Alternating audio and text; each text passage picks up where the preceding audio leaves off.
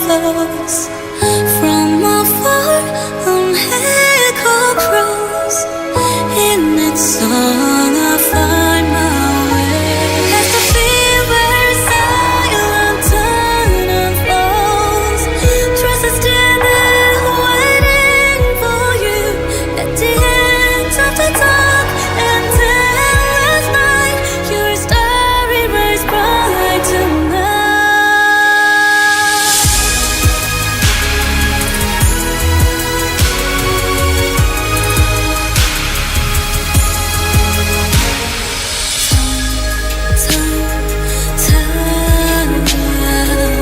Silver water sweeps below.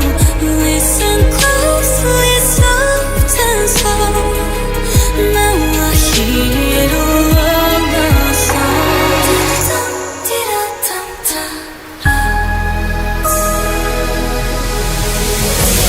As the fever silent dawn unfolds, trust is standing waiting for you at the end of the dark and endless night.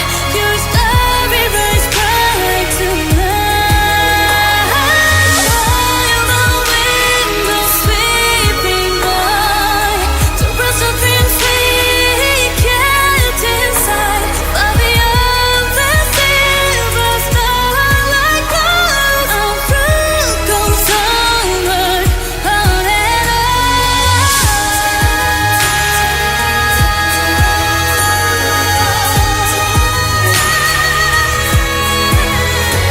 The moonlight sinks into the stream. Everything fades like a dream. Come back to me, oh my star. Wake from the sleep. Hear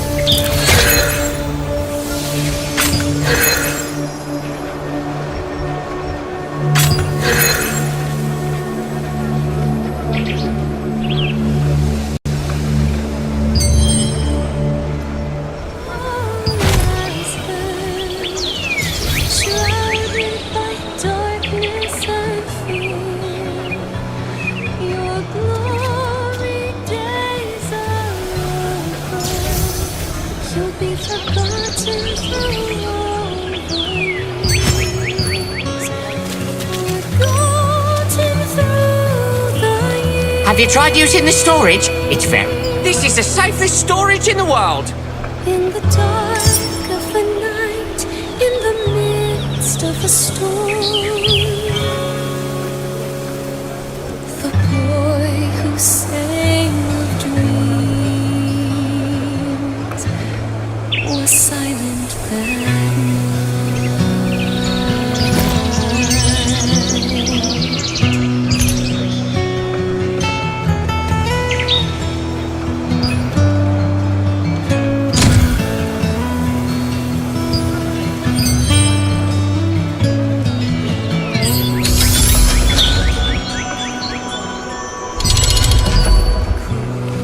See you again soon. Finally past the and dawn was born. The boy stood overwhelmed by the wondrous light of the stars. The hero's mighty arm wielded the dazzling sword. Avenging Aslan with the blood of the evil one. Oh, don't despair, Aslan. Your glory days will return. The righteous conquering hero will be remembered through all our songs. Remembered through our songs. The boy who thought that he'd lost everything started singing the song of the stars again.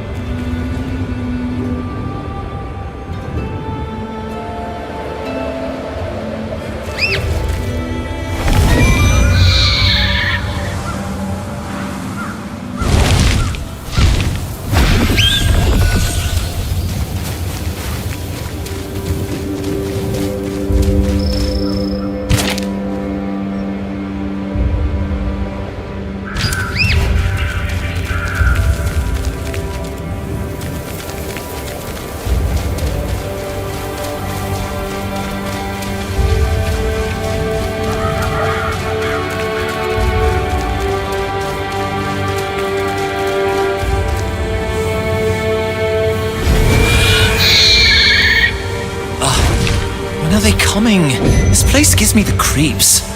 Oh, it was you! I was worried that a stranger would show up, but now I can rest easy. Oh, right. Her name is Sienna, right? She summoned me out of nowhere and gave me a special mission. She said it was to investigate the Solavian Order, and that I would be doing so with someone else. I'm so glad it's you. Especially since you're already a celebrity. I can't believe I'm friends with someone so amazing. What are you talking about? You deserve all the fame. Even Lottie would be proud of you. Everyone on Wisp Island is rooting for you. Yeah, if we stay here, we're going to get spotted. But the front gate is too risky. How do we get in? Really? All right, let's do it. I'm so glad you're with me.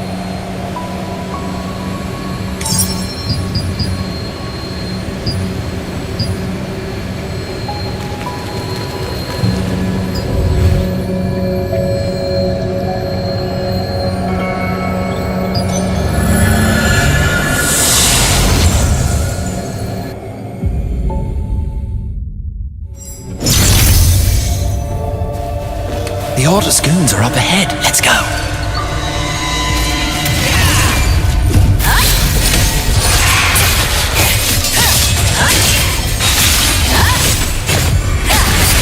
We must be pretty deep inside. Was this always here in the temple?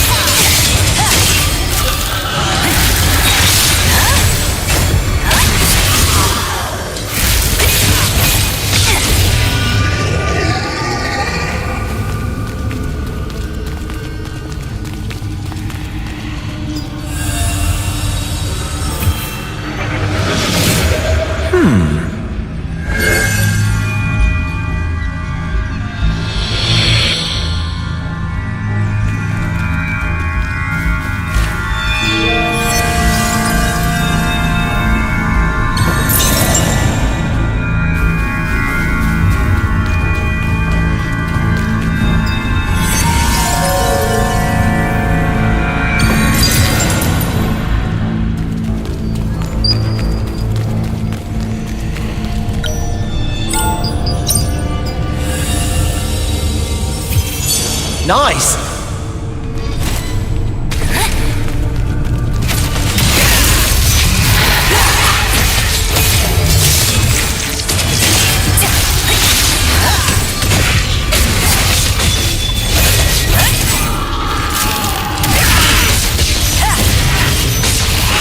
That serves you right.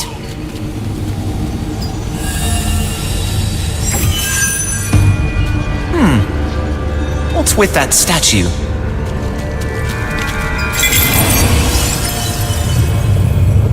What? You did that?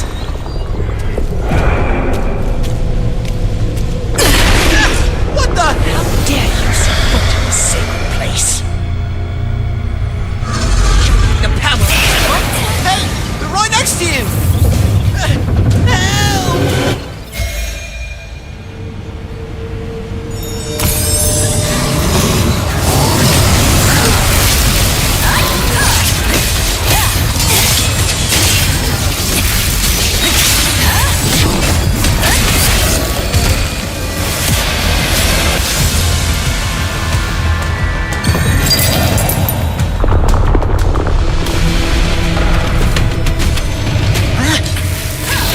Moving.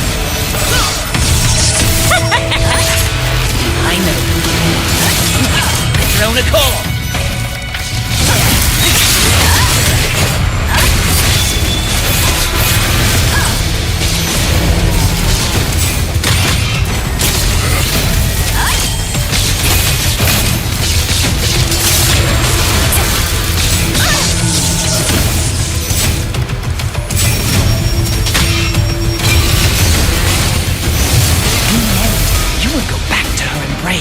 Without fail.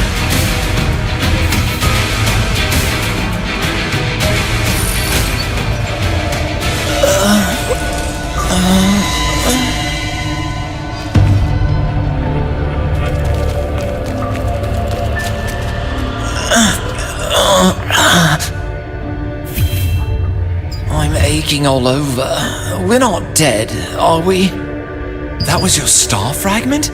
We would have been in big trouble without you. We don't have time for this. We have a mission. Looks like they were guarding that statue over there. Let's go check it out quick. That companion turned out to be none other than Benny. Concerned about the Order's vigilance, you infiltrated the Temple of Siliveth through a hidden passage and, after many twists and turns, discovered a forbidden archive deep within the temple.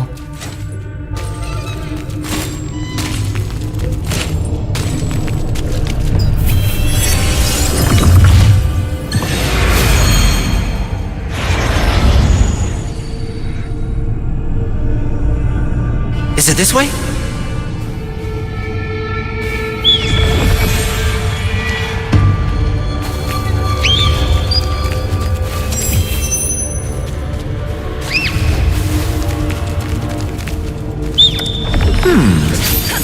Nice!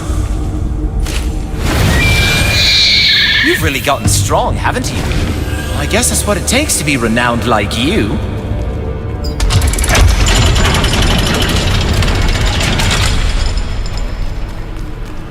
Let's see. I heard there's a woman going around asking questions and investigating the goddess Siliveth. Her origins are unclear, and she's got a lot of nerve. But without faith in her, she'll never reach the ultimate truth.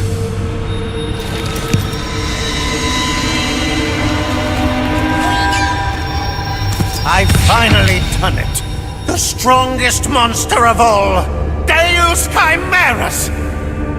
No matter how hard he tries, Osrael, that idiot elder, can't stop the will I inherited from my master. I risked everything, and cast every cursed spell that exists in this world, involving my master's final creation, Rex Chimerus. Only now am I able to stand before my master as a researcher without feeling any shame, though the outcome is killing me. If the chaos that monster brings helps the goddess even a little, then my life won't have been a waste. Oh, Siliveth, I ask that you bless the path ahead of me. It happened during a doctrinal discussion with the research division. I heard something interesting from research priest Kamir, who was investigating the mana frenzy phenomenon of star fragments. It differed from the initial hypothesis that the frenzy was a defensive mechanism to prevent the Chosen from using excessive power, a divine safeguard for their safety. Instead, it is said to be the goddess's test to find a suitable vessel to use when she returns to this world and manifests someday. This wasn't mere speculation to stir interest.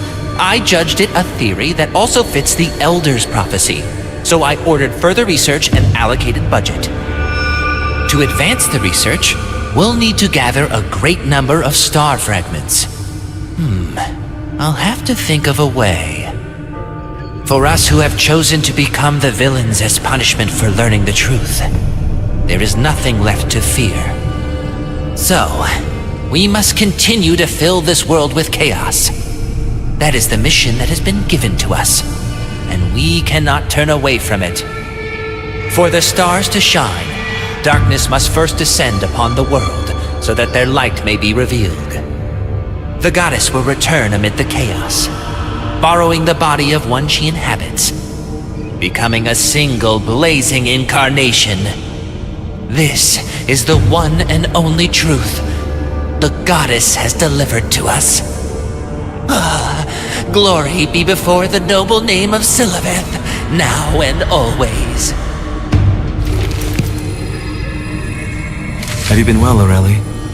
I have to say I'm pretty tired these days. The Order's been rather unsettled lately. I heard orders came down to move something important away from that shore soon. It turned out that Melanith was the one who gave the order. The moment I heard that, I knew exactly how the ones tied to Gazar would react. It turned into a whole mess. To me, those orcs in the Archaeum are all the same. What is the Elder even thinking? Either way, the real question is how someone like me, a small fry, manages to survive when the giants clash. Which side do I latch on to if I want to live? Give me wisdom, Aurelie. The stories written in these books.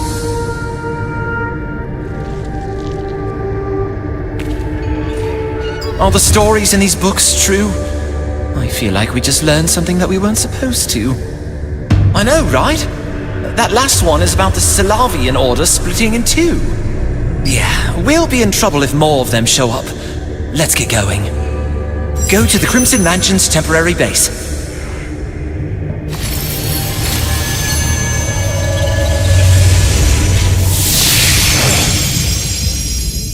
You entered the Forbidden Archive and conducted your investigation.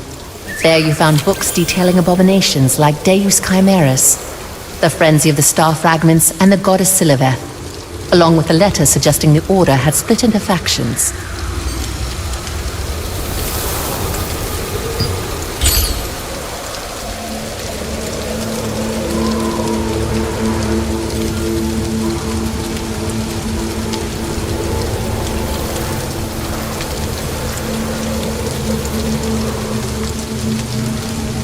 You're here! I've been waiting. Let's go inside.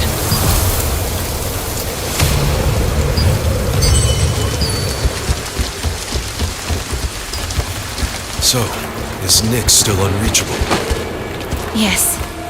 Something's not quite right. No ordinary snowstorm can be this fierce. We'll discuss that later. Welcome. I hear Sienna assigned you to this mission. I'm sorry to have given you such a difficult task.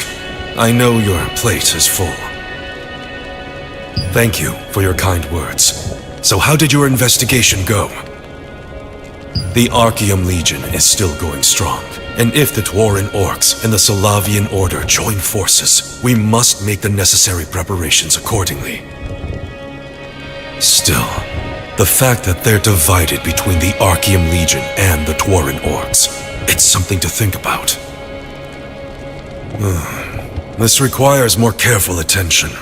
I'll have someone look into it. You have my thanks.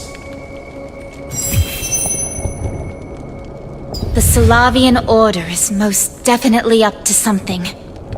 When they began creating forbidden abominations, starting with King Chimeras, I realized they had no regard for the rules and ethics that govern magic, nor for the value of life itself.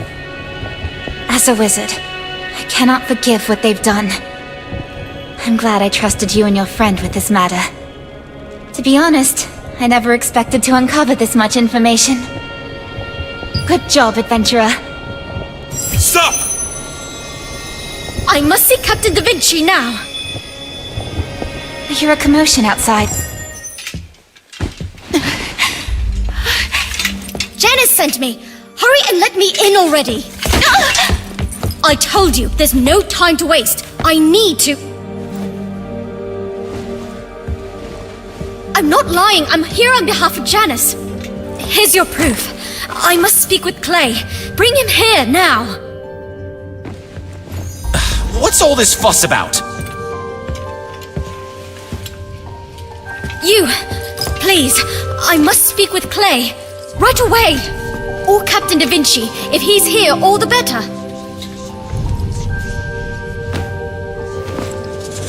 My name is Adriana.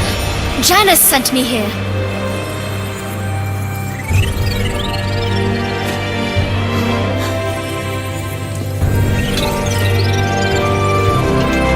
Oh, you're...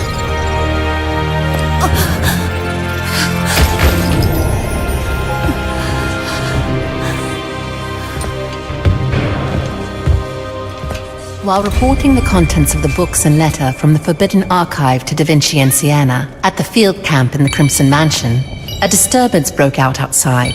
When you went to look, you found a familiar-looking woman saying Janice had sent her and that she was searching for Clay. Clay went to Nix because Janice summoned him.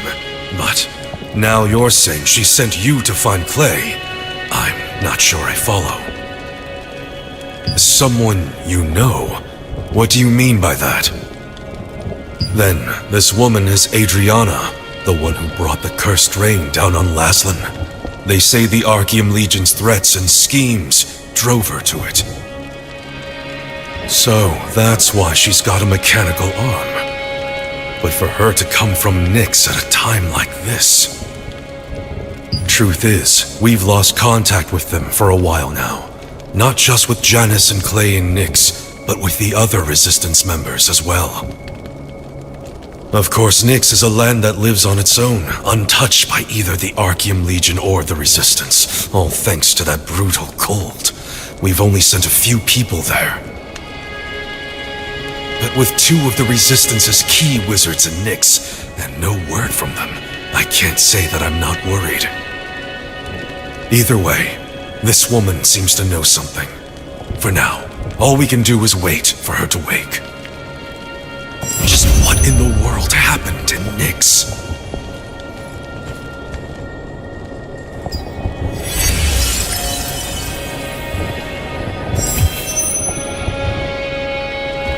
This is Adriana, right? Thanks to you, she's in the clear for now. She doesn't have any visible injuries, but if she made it all the way down here alone from Nix, she's probably worn down to the bone. Like I said, she also has the power of the Star Fragment, though in a frenzied form. If she ran into danger, she would have been able to react accordingly. And on top of that, I used healing magic. She should have woken up by now. The lighthouse where Adriana stayed. If she experienced the frenzy there, and spent a long time in contact with her younger sibling, there might be a clue there. Captain Da Vinci didn't mention it, but right now, Nix is cut off. Parrot mail, magical communication, even travel by magic circle. All of it's blocked. We established this temporary camp to determine whether Nix could be reached by land. Unfortunately, that path was blocked as well by some kind of force. And yet, if Adriana came from Nix, that means there is a way in. I hate to ask this right after you finished a mission, but... could you... go and check? Alright. While you're gone, the other wizards and I will monitor Adriana's condition. We'll need to repair her mechanical arm, too. What do we do about this mechanical arm? You've really become something else. You're on casual speaking terms with people like Captain Da Vinci and Sienna. Oh, don't be modest. Anyway, you're heading to the lighthouse on the Windhill Shores, right? I want to keep going with you, but I've got an urgent contract I accepted earlier. I think I've got to go handle that mission. Man, you really are the pride and joy of our Wisp Island. I'm so proud of you, I really am. If I keep at it, can I be like you someday? Then I'll be heading back now. Count on it.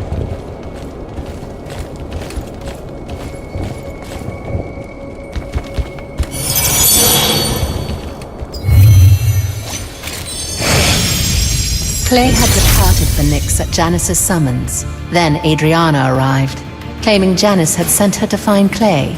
In order to wake the fallen Adriana, you decided to investigate both the lighthouse where she had stayed and Martinet's clinic.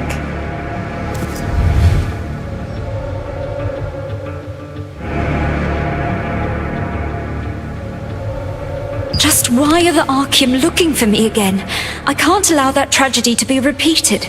It's probably time for me to leave. At the very least, Martinet will be safe.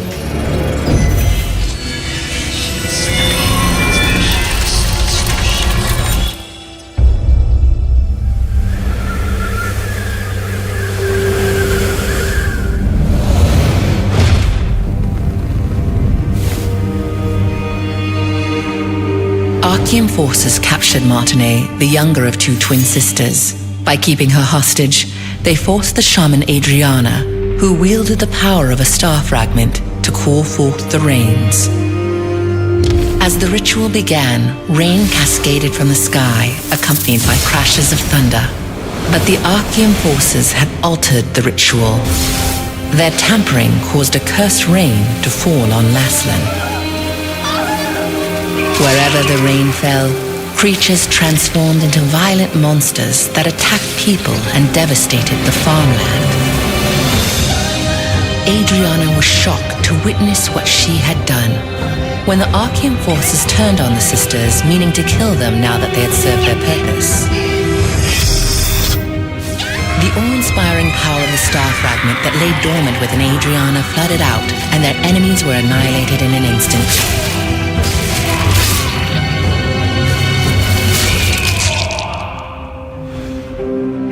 In the aftermath, Adriana was beset by unspeakable disfigurations, swallowed by guilt over her role in causing the cursed rain.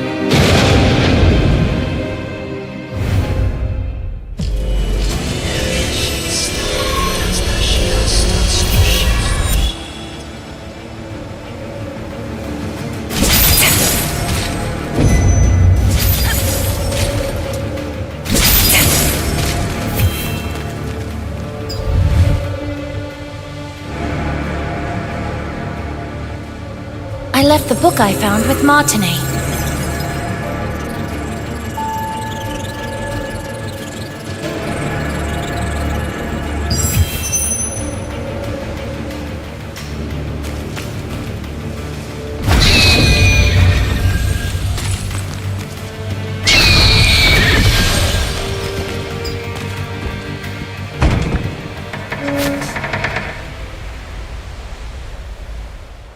At the lighthouse, where Adriana had been staying, you found part of a hastily torn note. In it, it was written that she had entrusted a book she had found to her younger sister, Martinet.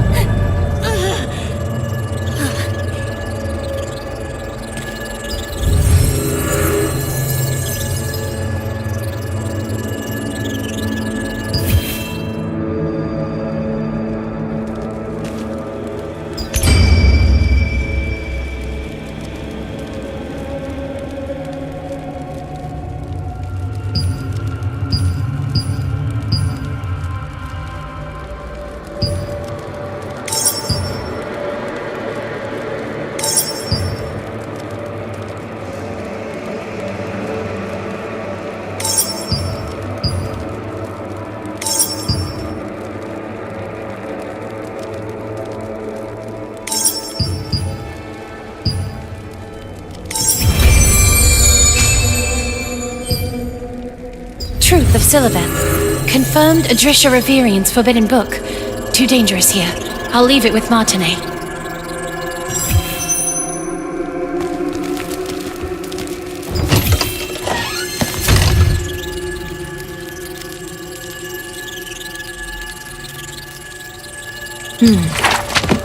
Why do all records speak of her only as a destroyer? My doubt began at that time, when I was studying the role Siliveth held in the earliest days of creation. How could she, who followed her mother Einar's will and worked with her siblings to build a perfect world, fall overnight to become the goddess of destruction? Forbidden love. That single line explained everything. Yet the simplicity itself made me suspicious. Myths are stories of the gods, but their records are always written by the victors. The star fragments aren't merely shards of mana. They are a crystallized core of her pain and memories. That is what they are. Whoever bears it gains power, but in return must also shoulder the suffering she endured. Siliveth did not see herself as a destroyer. She merely sought, in the end, to take responsibility for the ruin wrought by her own hand. Frenzy is not proof of corruption. Rather, and paradoxical though it may seem, it is a means of protecting those who bear the power of a star fragment. Frenzy is simply what occurs when a person is unable to bear the weight of that power. I meant to continue my investigation into those who had suffered the effects of mana frenzy, but few survived. Even among those who lived, most were either grievously maimed or no longer sound of mind, and so I could not carry the inquiry any further. And here, the notes now come to an end.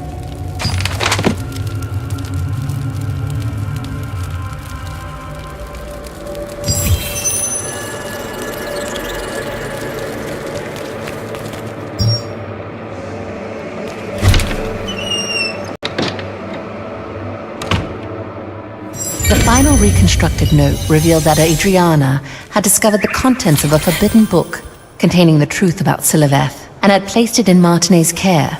The book, written by an author named Adrisha Reverian of the Pure Light Tower, argued that Siliveth might not have been a simple destroyer, but a being reinterpreted through distorted records. It also described the star fragments as crystallizations of her pain and memories.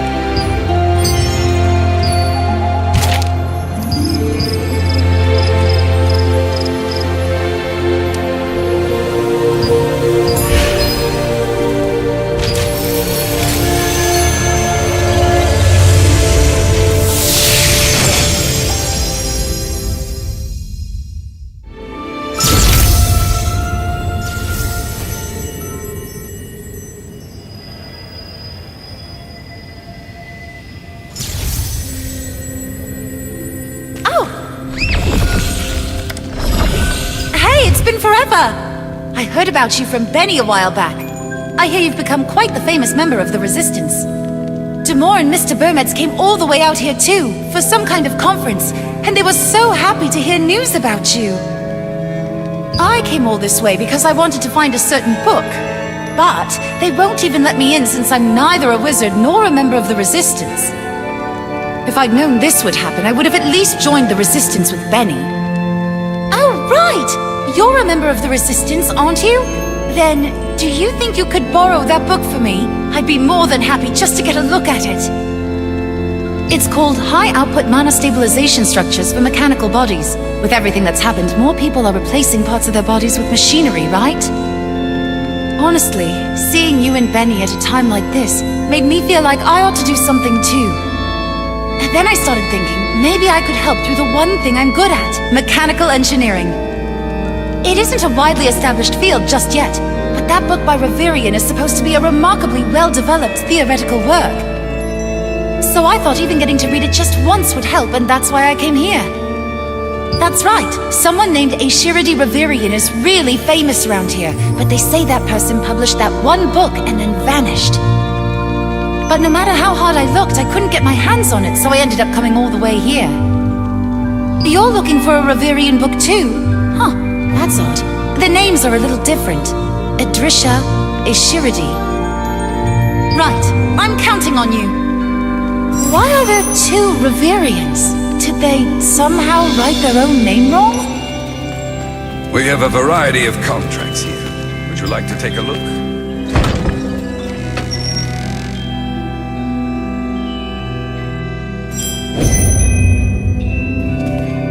Back again, I see. Are you looking for a book? Reverian? I see. Goodness. Might I ask which book you are looking for? That may be a problem. Well, that book is on the list of forbidden books, so even for you, I cannot authorize not only borrowing it, but even viewing it. Only Resistance officers with certain authorities are permitted limited viewing and borrowing access. Even so, there's nothing I can do. Rules are rules. My apologies. Yes, if you are a Resistance officer, registered as a wizard with the Pure Light Tower, then I am truly sorry.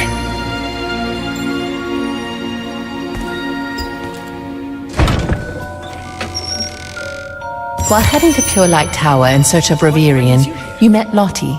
She too was looking for a book by a similarly named Reverian, one concerning mechanical bodies. But as she was neither a mage nor a member of the Resistance, she had no access to it. It was likely at that moment that hope first arose that Lottie might be able to repair Adriana's broken mechanical arm. What brings you to Pure Light Tower? I see, you're in urgent need of access to a forbidden book. Still, I don't quite understand why the book your friend is seeking was designated a forbidden book.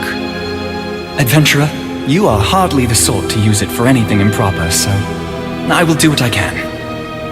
Not at all. Come, let's go.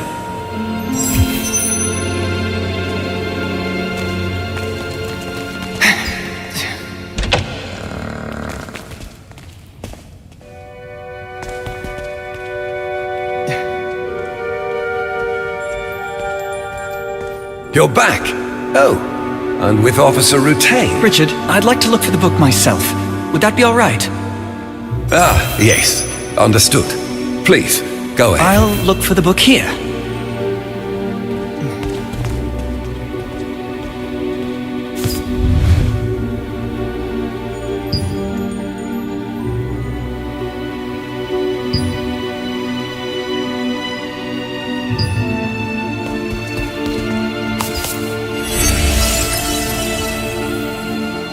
Be careful!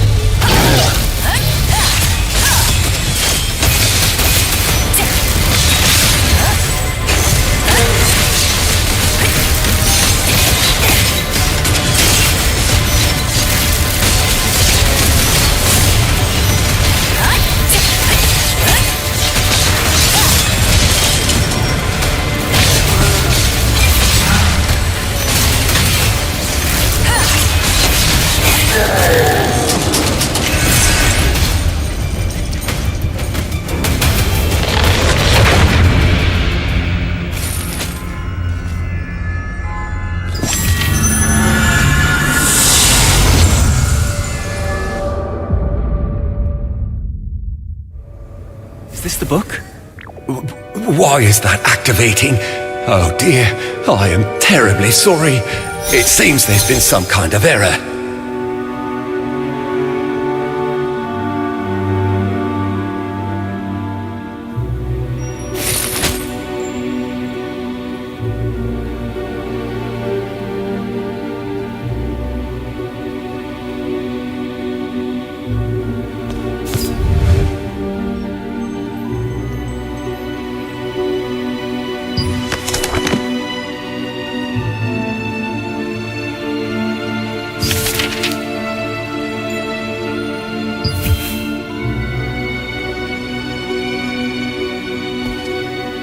I removed the viewing restriction on that forbidden book, but it seems the safeguards went haywire again.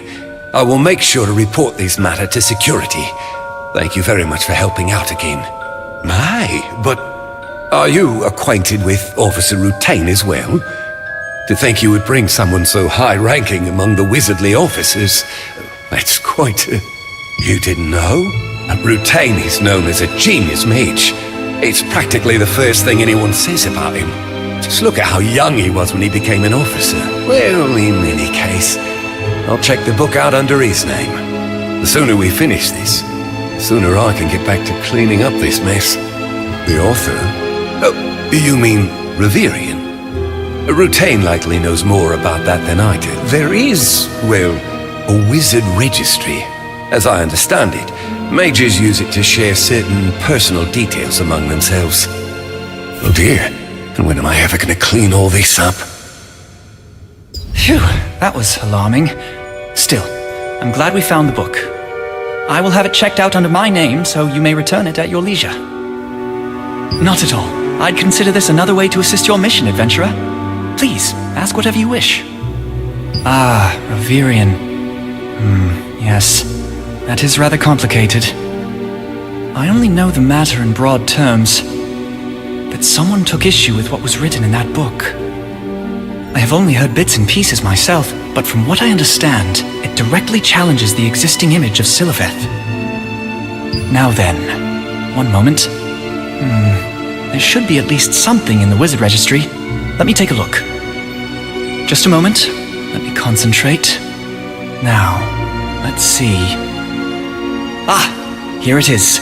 There is not much else, but both Reverians are listed with the same registered address.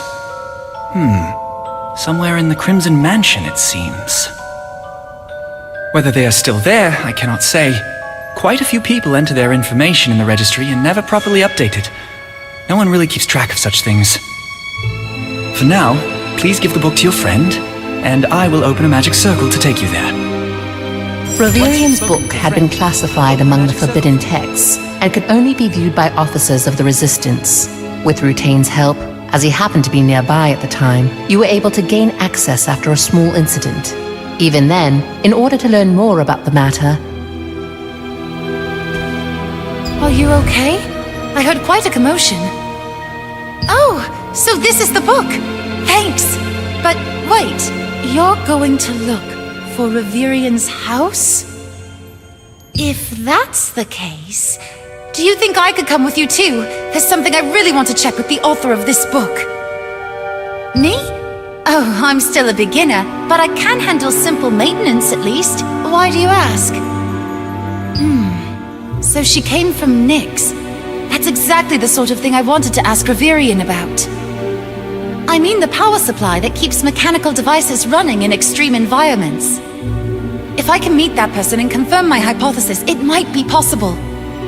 Really? Thank you! I promise, I won't get in the way. Don't worry. Please use this magic circle.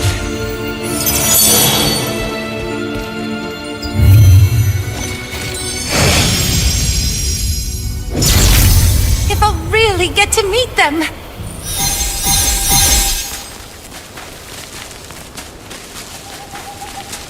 Is this the house? The security measures look pretty serious.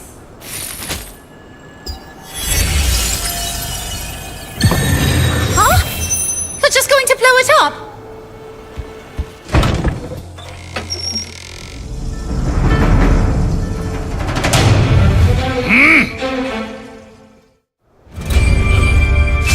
Who are you? You lot! Lynn, get behind me, now! You're a Shiradi Reverian, aren't you? What? How do you know that name? Barnick, put that down. They mean no harm. It is you, right? Wow, I can't believe I'm really meeting you! It has been a long time since I last heard the name Reverian. I am Soyan Lin, from the Far East. Yes, I came all the way to Silesium from the distant east to study Siliveth. That was my purpose. Though no sooner had I arrived, I was swept up in the war and left stranded here, unable to go back. Reverian is a false name I created to conceal my identity.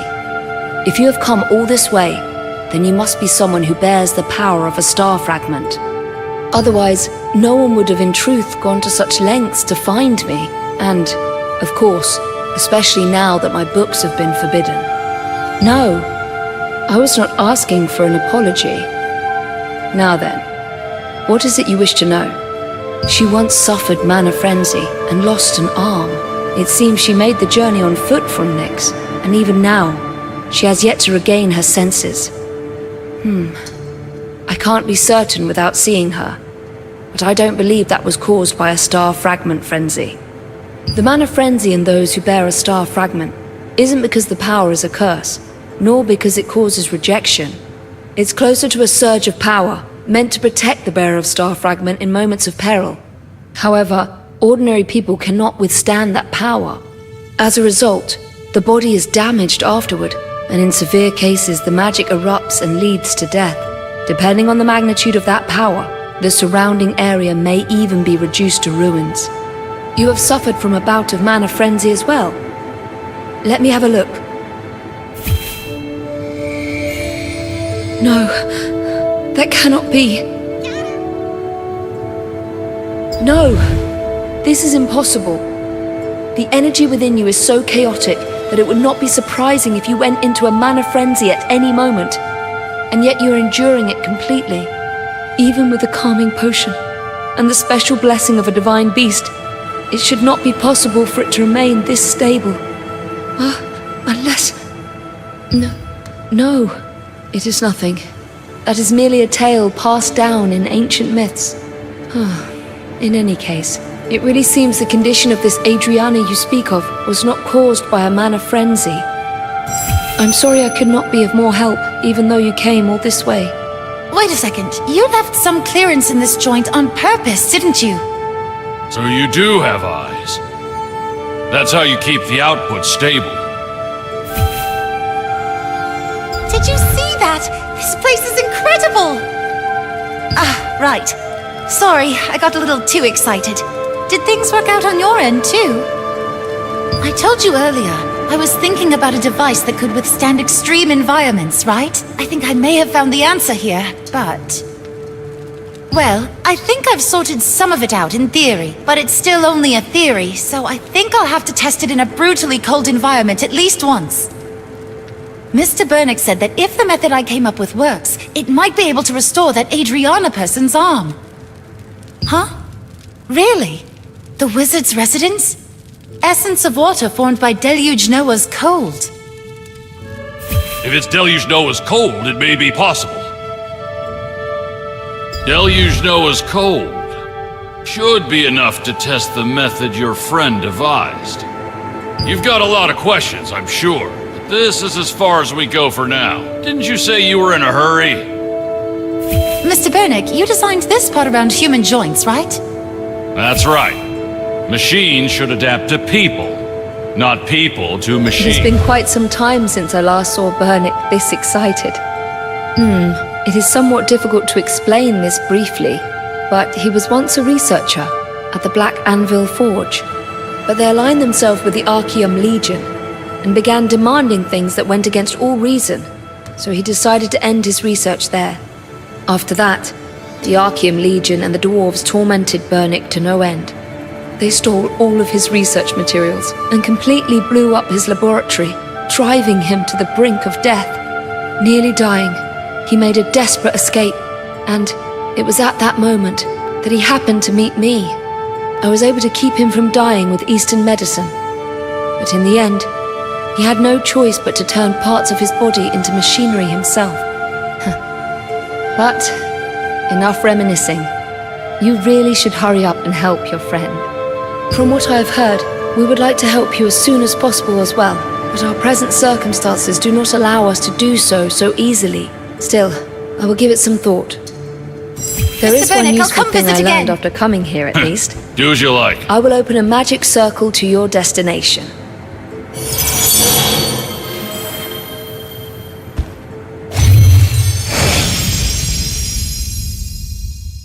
Together with Lottie, you went to the address where Reverian was said to be staying, and entered the house by somewhat forceful means.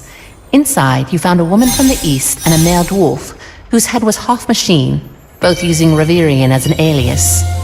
The woman, who revealed her true name to be So Yun Lin, offered advice regarding Adriana's condition, while Lottie found the answers she needed about repairing Adriana's mechanical arm from the man, who introduced himself as Bernick.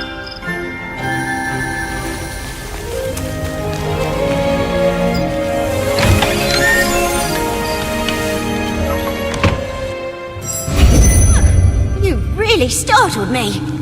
Aw, a cute little wizard.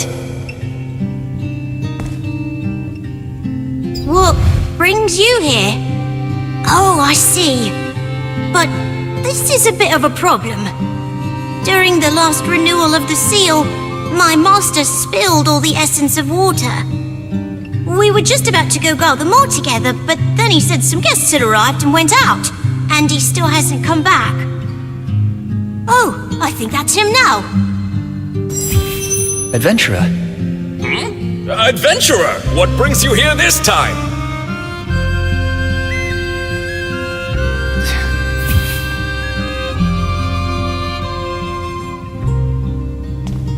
Did things go well where you went? I see. The name Reverian. Ah, adventurer. Might you be able to gather some berries? I heard about Adriana from Captain Da Vinci. He said the reason she hasn't yet awakened seems to be related to the red energy originating from the abyssal meteor. Yes, that's right. For some reason, Adriana appears to have been exposed to far too much red fog. As I understand it, those who bear the power of a star fragment have some resistance to the red fog. She should awaken soon, but given the circumstances, I came to gather berries to treat her as quickly as possible. Really? That's a relief. I only hope at least one part of this can be resolved. Come to think of it, didn't you say your friend works with mechanical bodies? It seems Adriana's mechanical arm also needs repair. It could not withstand the chill of Nix.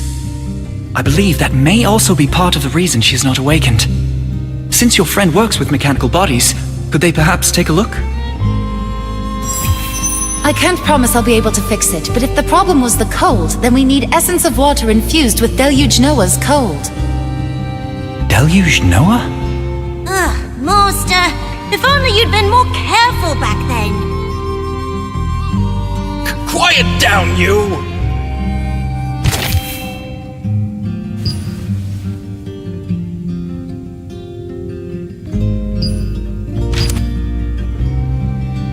Well, as you heard, we need to collect some more essence of water.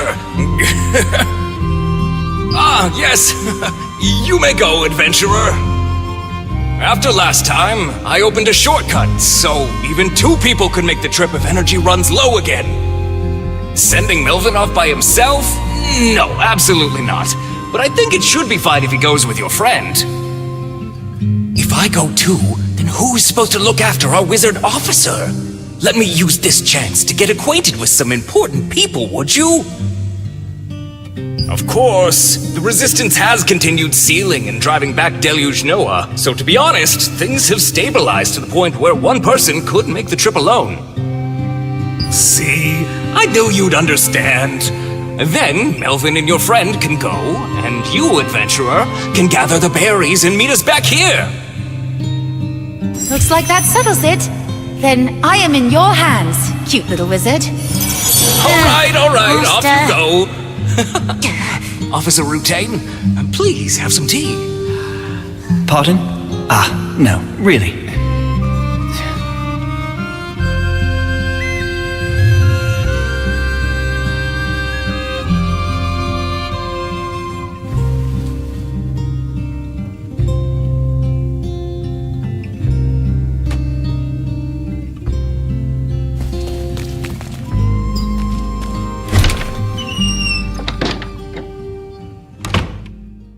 At the wizard's residence, Rutain had arrived in haste to secure berries capable of neutralizing the energy of the red fog. One reason Adriana could not awaken, it turned out, was that she had been excessively exposed to the power of an abyssal meteor, that is, the red fog. Though her star fragment granted her some resistance, she had endured Nyx's brutal cold for too long, while suffering damage to her mechanical body, and the prolonged exposure to the red fog had left her unable to wake.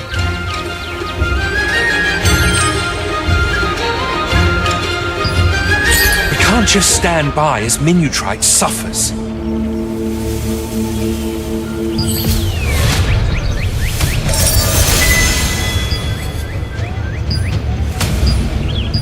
Indeed.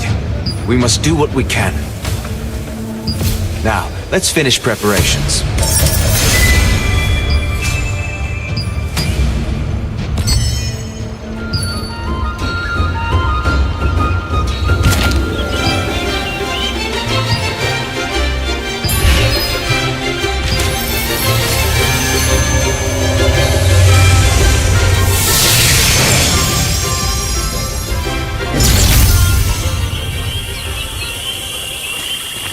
So you've come.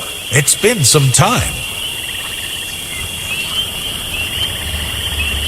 Good to see you. What brings you all the way here? The situation sounds urgent, but berry cultivation is still proving difficult. Until now, we've only harvested small amounts near the cave where Giselle used to live, but cultivating them separately hasn't been easy.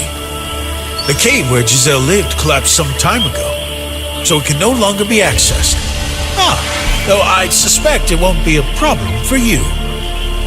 After the cave collapsed, I checked the area to see whether there might still be a way in, and I found an entrance and a shaft leading inside. But when the cave gave way last time, the interior there collapsed as well. Ordinary folk like us cannot get through, but I suspect you may be able to. There should be a mine entrance above the cave where Giselle stayed. That's the entrance. I have explored as far as the entrance with the others. Beyond that, however, the paths have collapsed, and the red fog is so thick that we couldn't go any further. Will you do it? Even so, the ground is unstable, and there is no knowing when it may collapse again. Be careful. There is a mine entrance above the cave where Giselle used to live.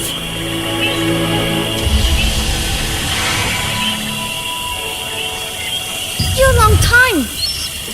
Yeah, but as her food not tasty, still nice to Giselle. Cave again? Grandma said berry field there, but berries very hard to grow. Yes, very hard. Don't get hurt. Be careful. Find something from Grandma, then give to Giselle.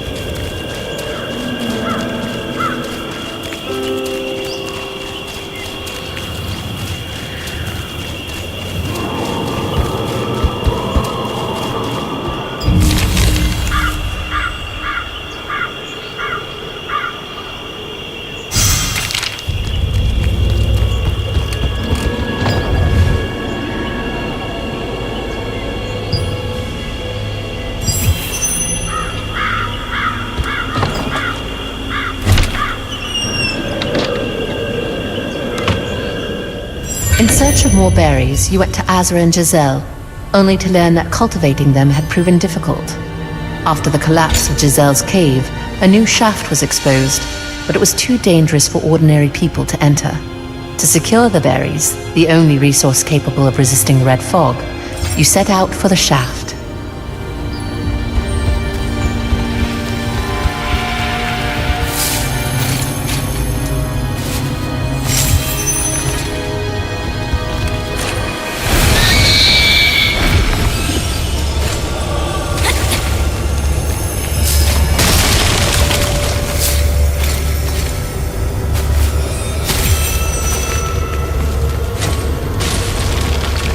I decided to try growing berries for Giselle.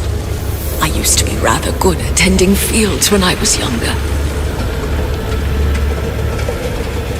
We can't keep hoping to find berries by chance. How do berries grow, I wonder? No matter what I do, I keep failing to cultivate them. Oh, Mithrian, God of the earth, please help me.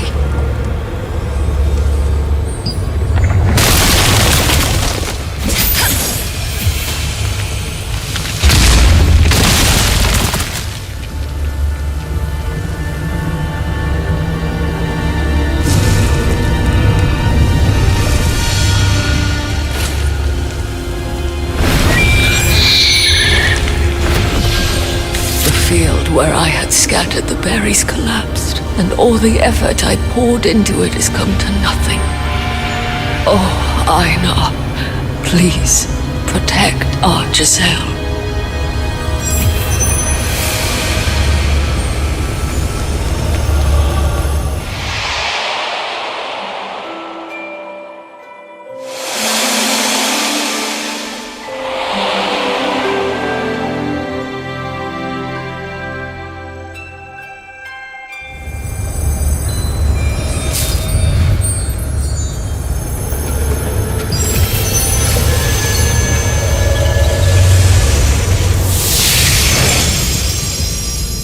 In the area around the shaft, you found records left behind by Giselle's grandmother, showing she had continued trying to cultivate the berries. Despite repeated failures, she never gave up on growing them for Giselle, and in the end, became so desperate that she even prayed to the gods for help. The journal made clear the berries were not simply plants found by chance, but a crop of hope that someone had struggled for a long time to keep alive.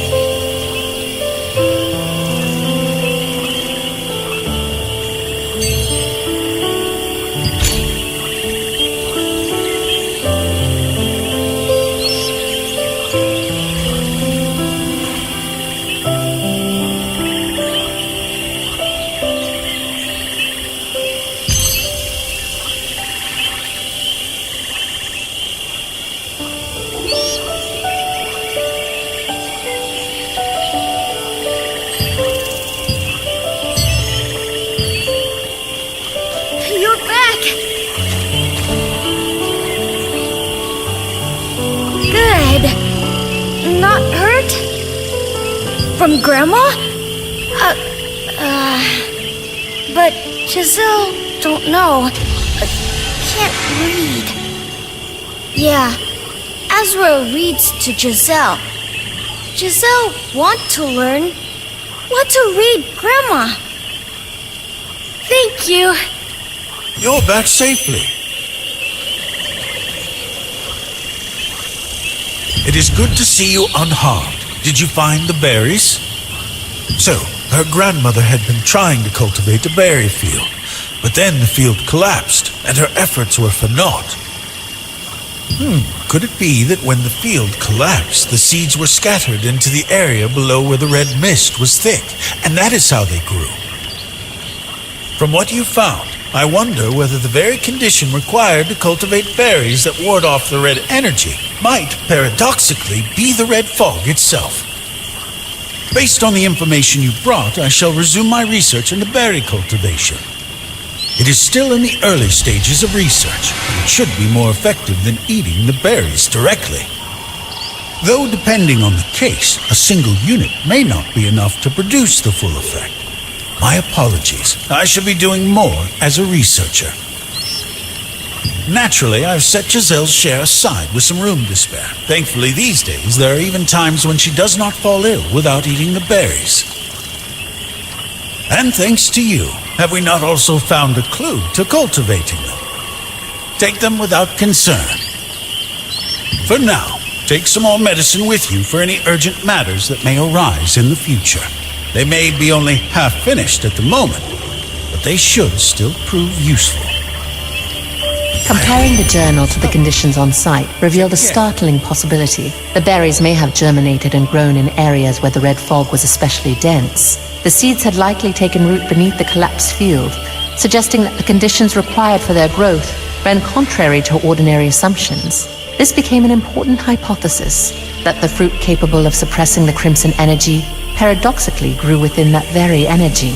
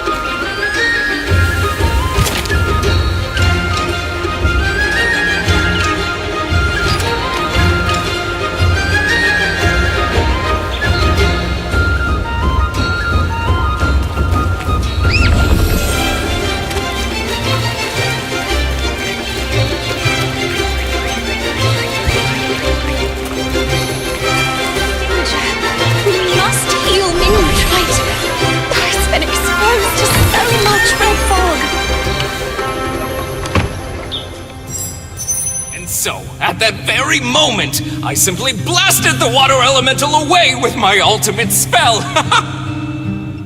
Master, surely you don't mean that exploding staff magic? Keep it down! You've returned.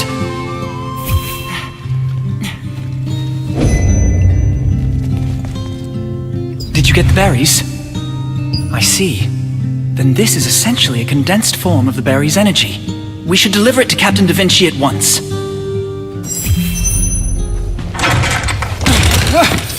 We've got a problem! Urgent! Red fog is flooding Daybreak Shore. Red fog is leaking from a massive gate on Daybreak Shore.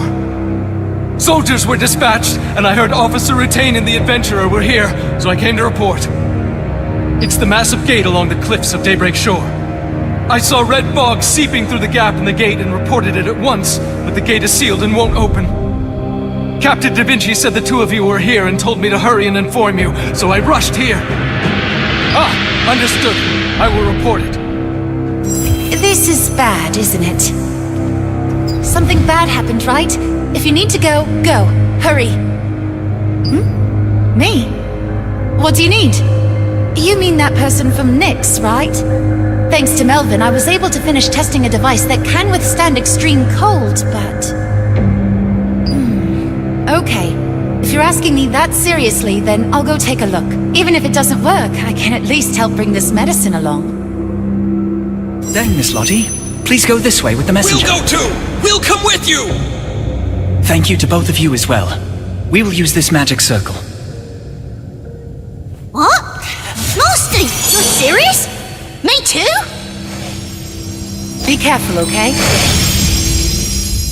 Azra handed over several early-stage berry medicine, and just as you were about to return to Adriana with them, a report came in that red fog was seeping from the crack of a massive gate on Daybreak Shore. Entrusting the berry medicine to Lottie and asking her to watch over Adriana, you headed for Daybreak Shore with the wizards. So they were hiding a place like this on Daybreak Shore. We ended up in a terrifying place.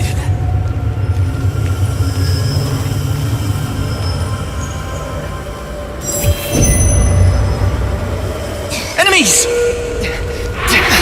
Melvin, keep up! Honestly, if anyone should be careful, it's you, Master!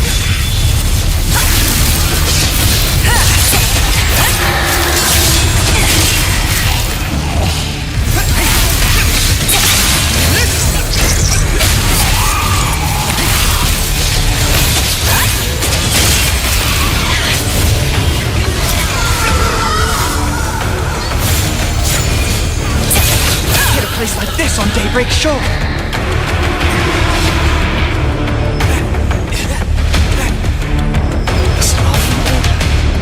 So they truly were hiding a place like this on Daybreak Shore.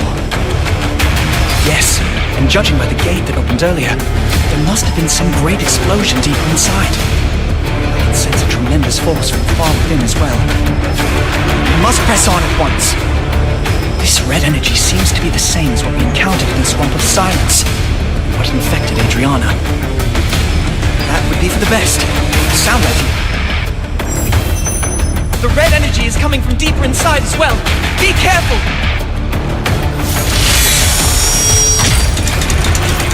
The soldiers are down!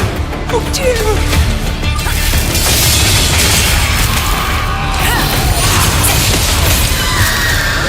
Theodore is taking the stage! Oh, might as well. I pull my weight when it counts.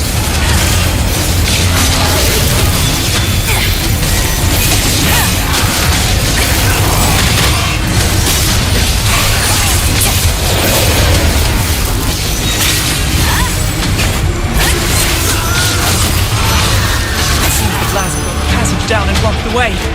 We must find another route. The time has finally come to unveil my ultimate magic. Master, no. No, stop! No, stop fretting. Behold the true power of your master! The medicine! No good unlucky master! Again with the exploding staff magic? Adventurer, are you alright? Are you both alright? We're unharmed. Please, do not worry. In any case, it seems there is a path this way as well.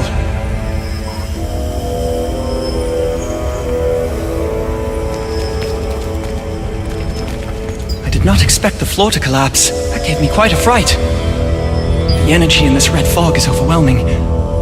I will need to take some medicine. You all right, adventurer? It seems you're enduring it through the power of the star fragment. Thank goodness I'm with you, adventurer. Well, I'm not sure whether we ought to thank Theodore for this, but at least we do seem to have found a way forward. Let us proceed this way. Beyond the gate at Daybreak Shore lay an ancient sanctuary hidden by the Salavian Order. Inside remained intense crimson energy, traces of an explosion, fallen soldiers, and a massive force emanating from deep within. It looked less like a simple refuge or shrine.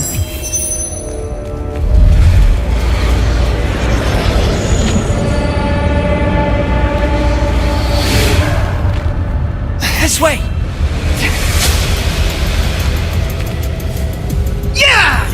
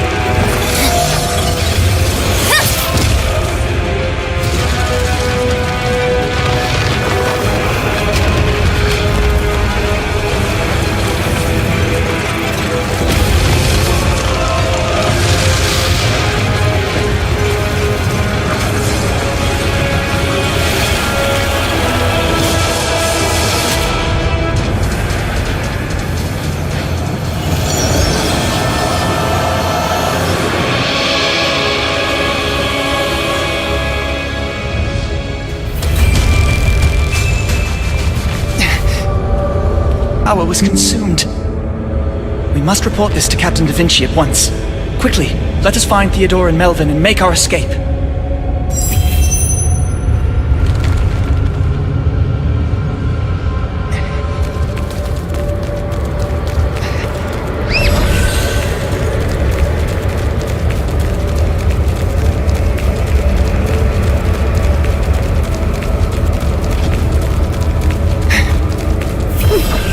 Master!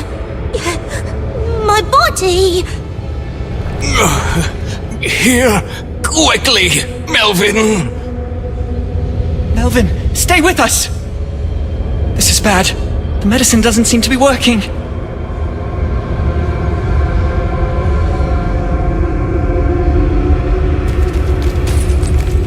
Take care of Melvin first. Please, tend to Melvin first. An enormous wave of red fog washed over us when we entered this place. Give my medicine to Melvin right away. I am fine. I may not look it, but I was once a candidate for Archwizard.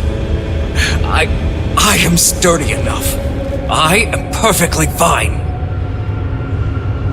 Just look after Melvin, my apprentice.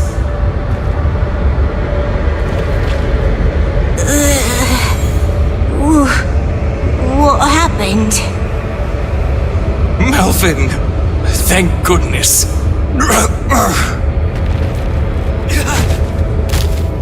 Theodore! Routine! Adventurer! We're the reinforcements sent by Captain Da Vinci. Thank goodness you're both safe. Captain Da Vinci asked that once the situation is settled, you leave things here to Rutain and the reinforcements and return to the field camp, adventurer. He asked me to tell you the twin sister has awakened. We will take care of these two as well. Please do not worry, and go at once. Ow, that hurts. Don't worry about it. Then I shall open Just a get transportation magic circle for you. Why in the world did you give...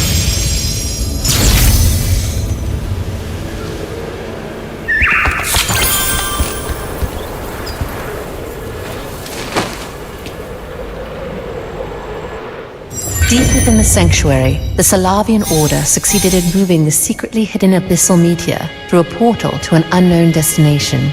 Afterward, all of the Order's members who had taken part in the ritual perished, without a trace. This made it clear that the entire rite had been carried out as part of a carefully orchestrated and meticulously prepared plan. In the process, Theodore and Melvin were exposed to the red fog. But why would they choose to bring it out at this very moment, even at the cost of sacrificing the Order's wizards? I will investigate that separately. You have done well. The medicine you brought, along with Miss Lottie's treatment, brought her back to her senses for a short while, but she soon lost consciousness again. According to Sienna, the red energy and her arm have both been treated, but after taking so long to get here, it seems she has exhausted all of her strength. I noticed earlier that she brought a scroll over there and said you ought to read it. Might be worth a look.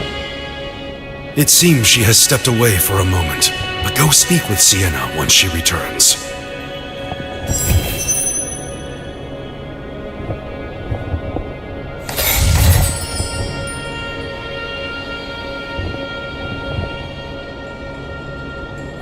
The Star of Siliveth. It is a mana stone infused with the immense magic of the goddess Siliveth herself. Among the human wizards who coveted the magic of the elves, some dabbled in forbidden magic. After that incident, the Eye of Salvation went to war with the elves, and once driven back, resorted to creating the forbidden weapon, known as the Abyssal Meteor. In opposition, Zion Targaroth of the Lightbringer Society ended the war by dividing the Abyssal Meteor into 7 pieces and sealing them away. After many long years, the Eye of Salvation was transformed into the Salavian Order, while part of the Lightbringer Society spread outward into the Church of Einar and the independent research institution known as Venelux. Thus, it seemed the Star of Siliveth had vanished into history. And yet, Rebel Lupius led the Archeum Legion and cast the continent of Silesium into the turmoil of war. And once they began searching again for the star fragments, the Star of Siliveth endured, once more, as a symbol of destruction.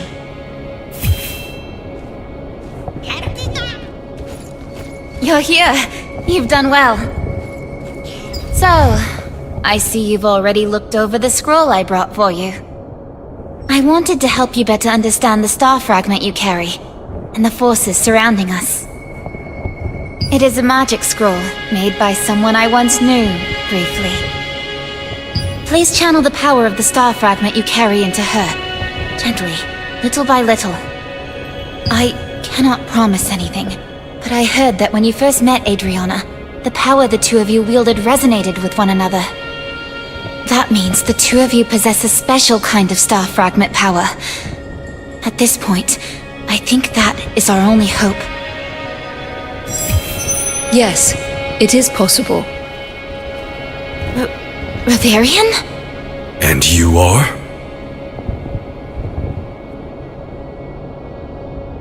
My apologies. My name is Soyan Lin. Please forgive the sudden intrusion. I'm Bernick. I felt I could not simply stand by and watch, so I came. As Sienna said, if you channel your power into her, then I do believe that this Adriana may indeed awaken. You said that when you suffered from a bout of mana frenzy, you remained unharmed, yes? She, on the other hand, lost an arm. Do you remember what I told you? That the mana frenzy is an outpour of power meant to protect those who bear a star fragment in moments of peril. Even with the power of a star fragment, its magnitude differs from person to person. That may be interpreted, in effect, as a difference in each person's mana or innate strength. But it may also reflect a difference in the rank of the star fragment's innate power. This has never been proven, of course, but even so, after seeing you, I began to think that there may be some truth to it. If you are someone who has suffered from mana frenzy, and yet possesses a body capable of withstanding that power, then you should be able to control it and pass it on to another. Control your power very carefully, little by little, and transfer it to her. Then, it should resonate, once more, with the star fragment sleeping within her, and begin the restoration of her body. That does make sense, Reverian. Or rather, Soyan Lin. It has been a long time, Sienna.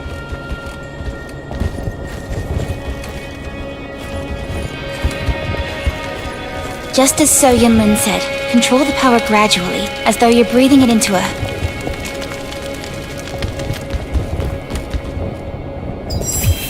Carefully now. Gently. Slowly. You're doing well. Just a little more. We're almost there now. Her pulse is beginning to come back.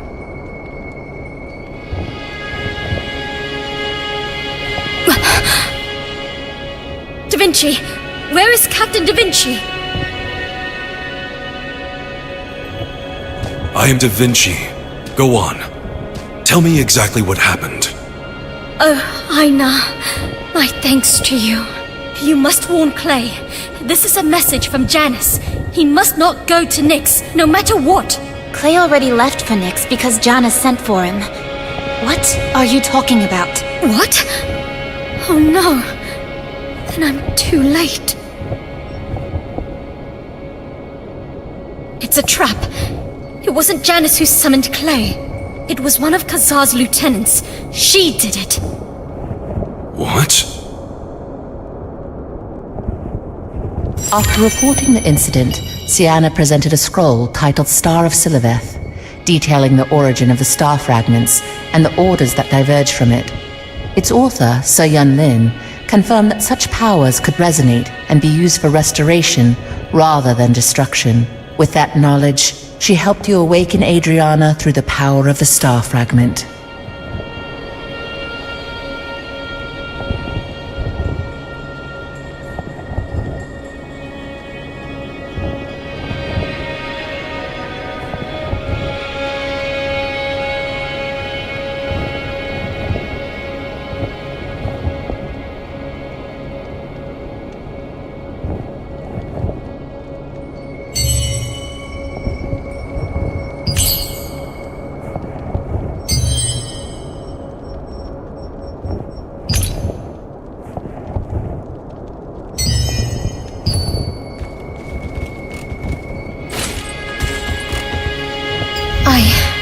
was too late.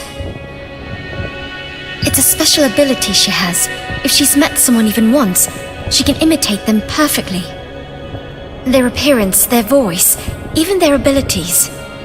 That's why I came here myself to warn you. Right now, Nix is cut off by a snowstorm. Neither parrot mail nor distant communications are getting through. And Janice said all of Nix will soon be in danger. She said it looks like the Archeum has moved an abyssal meteor into Nix. The red fog caused by the abyssal meteor has cut off the roads as well. That's why Janice sent me, since I bear the astral force of a star fragment, and I failed. We don't have time to just stand here like this any longer. Janice said she tried to manage this on her own. We have to get back to Nix. But how? The situation is grave.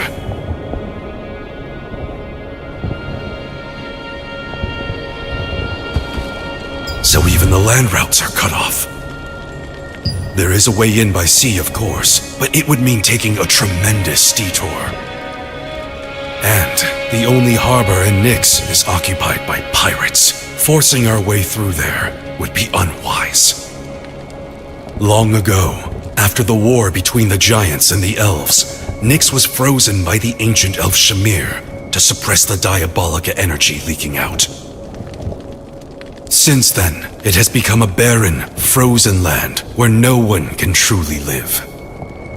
That is why Nix has remained something of a neutral territory that neither the Resistance nor the Archeum could claim.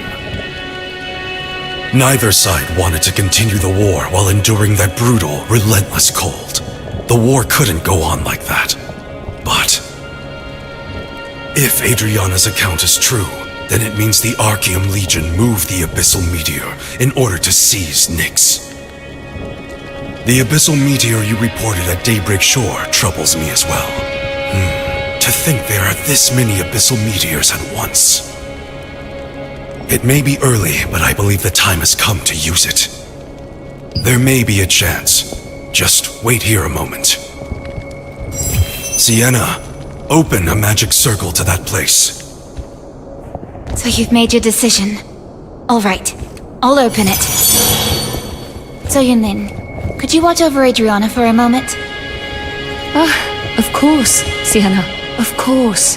I came here to help. Thank you. Come then. Let us go. Janice's message delivered through Adriana warned that all of Nix would soon be in danger. The news that the abyssal meteor had been moved into Nix and that the land routes had been cut off by the red fog made it clear just how grave and pressing the crisis had become. To save Janice, who had remained behind to face it alone, and to rescue the endangered Clay, Da Vinci resolved to make use of a hidden asset of the Resistance. Though we have reclaimed a few dominions since Revel's death, the threat posed by the Archeum Legion and even the Salavian Order still looms over us. That's why I, along with the other leaders of the Resistance, began developing a secret weapon to improve our mobility and to gain an edge in future battles. Ah, you mean that ship anchored over there? No, not that. Though, I can't say you're entirely wrong. Come, let us head inside. Welcome, welcome!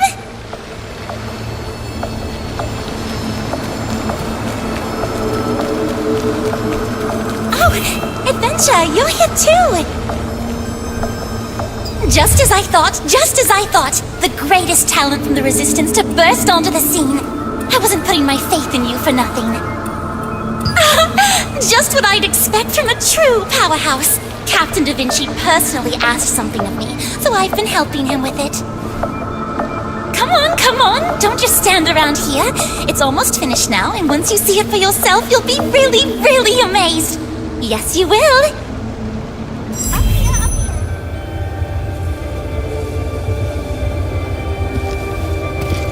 Unfortunately, there are still quite a few Archeum spies, so we had to be careful not to be discovered.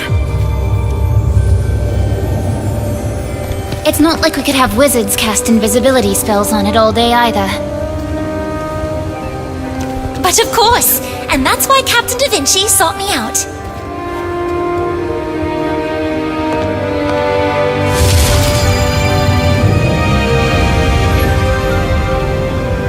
Once he saw my research on dimensional circles, he asked if I could create a space beyond it. Indeed, a secret weapon demands a secret workshop, I'm sure you'd agree. A space free from physical limitations and the risk of discovery. The space beyond the dimensional circle was perfect for this. Now witness the secret weapon of the Resistance. I present to you the battle airship, Ethereum.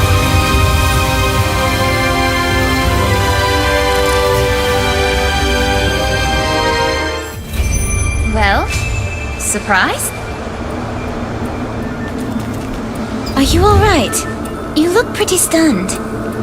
This was something Captain Da Vinci set in motion. He said we'd need greater power for the battles to come. It's built with everything.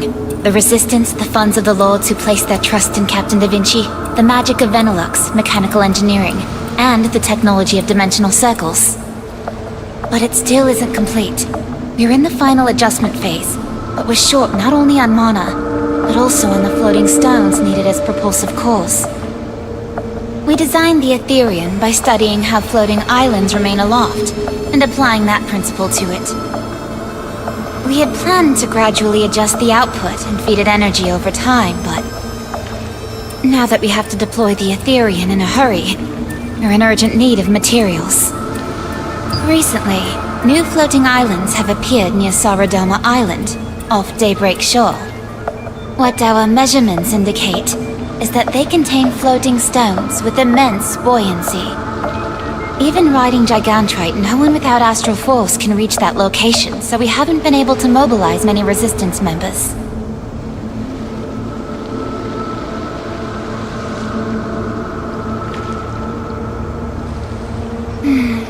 Even so, it'd be nice if you had someone to help you.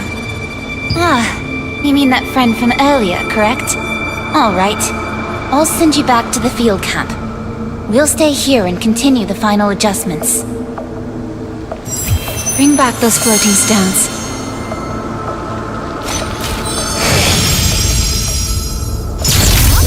You're back! You all rushed off in a group and now you're the only one back. Did things go well? Help? I've already finished adjusting her arm here. She should start recovering soon. Need help with something else, too? Just say the word. If it's something I can help with, I'll do it. Whoa! An aerial warship powered by floating stones. That's incredible! Mr. Burnick, did you hear that? I did. That would be quite a sight indeed.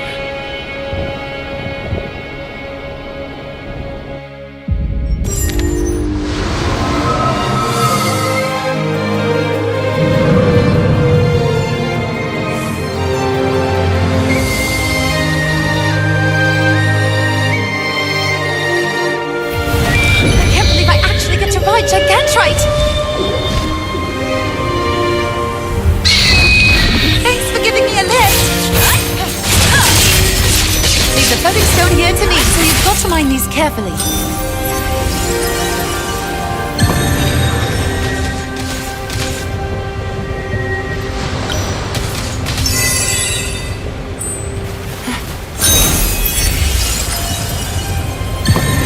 Okay, let's go!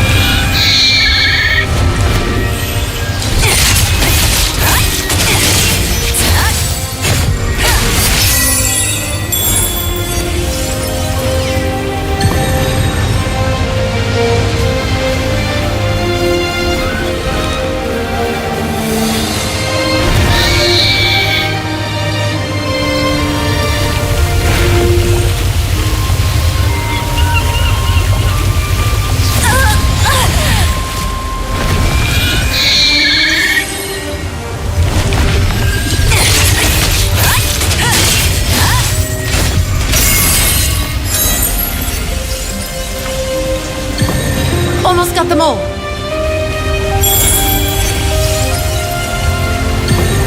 Is this about enough? You're truly a member of the Resistance now. The key material needed to complete the Ethereum was floating stones with tremendous buoyancy. To obtain them, all must be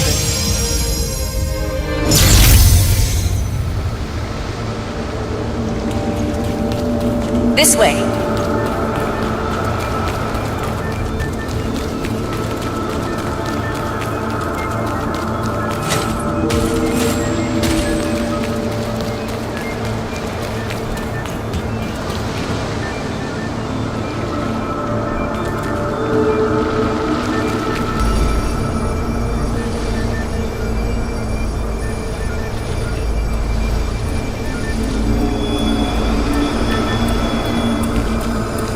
Adventurer, ride the auroral path to get here. There's no need to be scared. Just come slowly.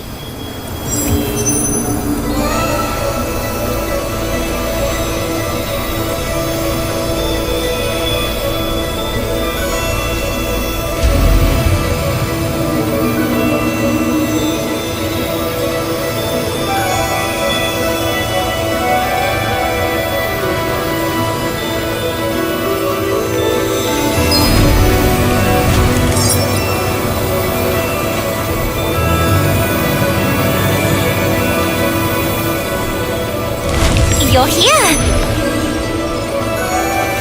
Adventurer, how was the auroral path? Yes, exactly. The particles discharged from the Ethereum create an artificial galaxy, and we call that the auroral path. By using it, you'll be able to travel faster and more safely. So, anyway, did it work out? Just as I thought. I knew you were the best adventurer. I'll hurry and take these so I can finish the final preparations. Oh, yes, right. Sienna brought the others over a little while ago. You should go see them. Are you certain it's all right for us to come along as well? What are you talking about? Thanks to Bannock, the final checks went much more smoothly. And you're looking after Adriana, too. Ah, there you are. Paul already reported everything to me. While you were helping out, I went and brought them here. Based on what I saw earlier, your friends Lottie and Bannock's skills with machinery could certainly be really helpful for the Ethereum as well. So Yunlin is tending to Adriana, whose condition isn't fully stable. I can vouch for her medical skills. So Yunlin and I go back to my days at the Pure Light Tower. She was a younger wizard, and scholar I thought very highly of. That scroll you saw earlier, that too was something So Yunlin made back when she was still going by Reverian. I hadn't seen her since the book was designated as forbidden text. I never thought I'd end up seeing her here again. Wouldn't this side get better output if we connected it like this instead? Not a bad idea. It looks like the adjustments are nearly done. If we're preparing for the cold, the current settings are the better choice. You've done a great deal for us. Sophia, Robert, and Rutain are all carrying out different missions, so I keep ending up placing the hardest tasks on you alone. My apologies. Indeed, Clay and Janice are both invaluable assets to the Resistance, but that isn't the only reason we're exposing the Ethereum and heading to Nix. If the Archeum Legion were to seize Nix, which has long been something of a neutral territory, and lay hands on some unknown power there before we do. And then, of course, there's the abyssal meteor the Solavian Order supposedly transported somewhere. Jake is pursuing the Solavian Order matter, so we should have word soon. Once the final adjustments are fully complete, we'll head straight for Nix without delay. Will you join us? Good. You, I, everyone here, we're all in the same boat now. Let us go to Nix.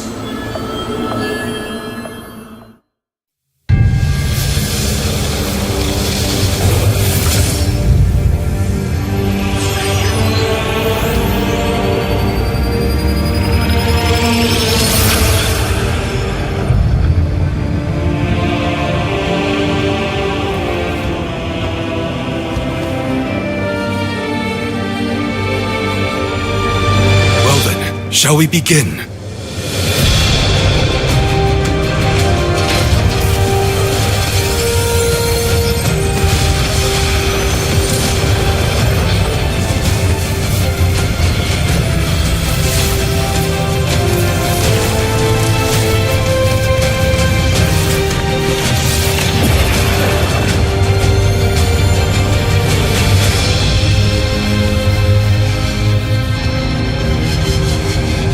Without delay, onward!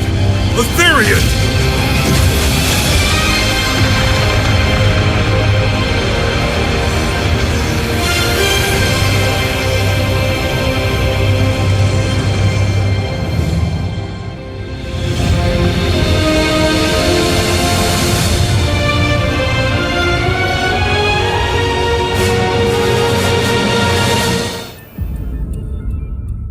Once the floating stones were secured, the Resistance stood on the verge of launching the Ethereum.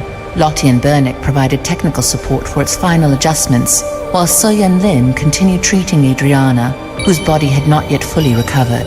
At last, the Resistance's hidden weapon, the Ethereum, stirred its massive hull and set out for Nix.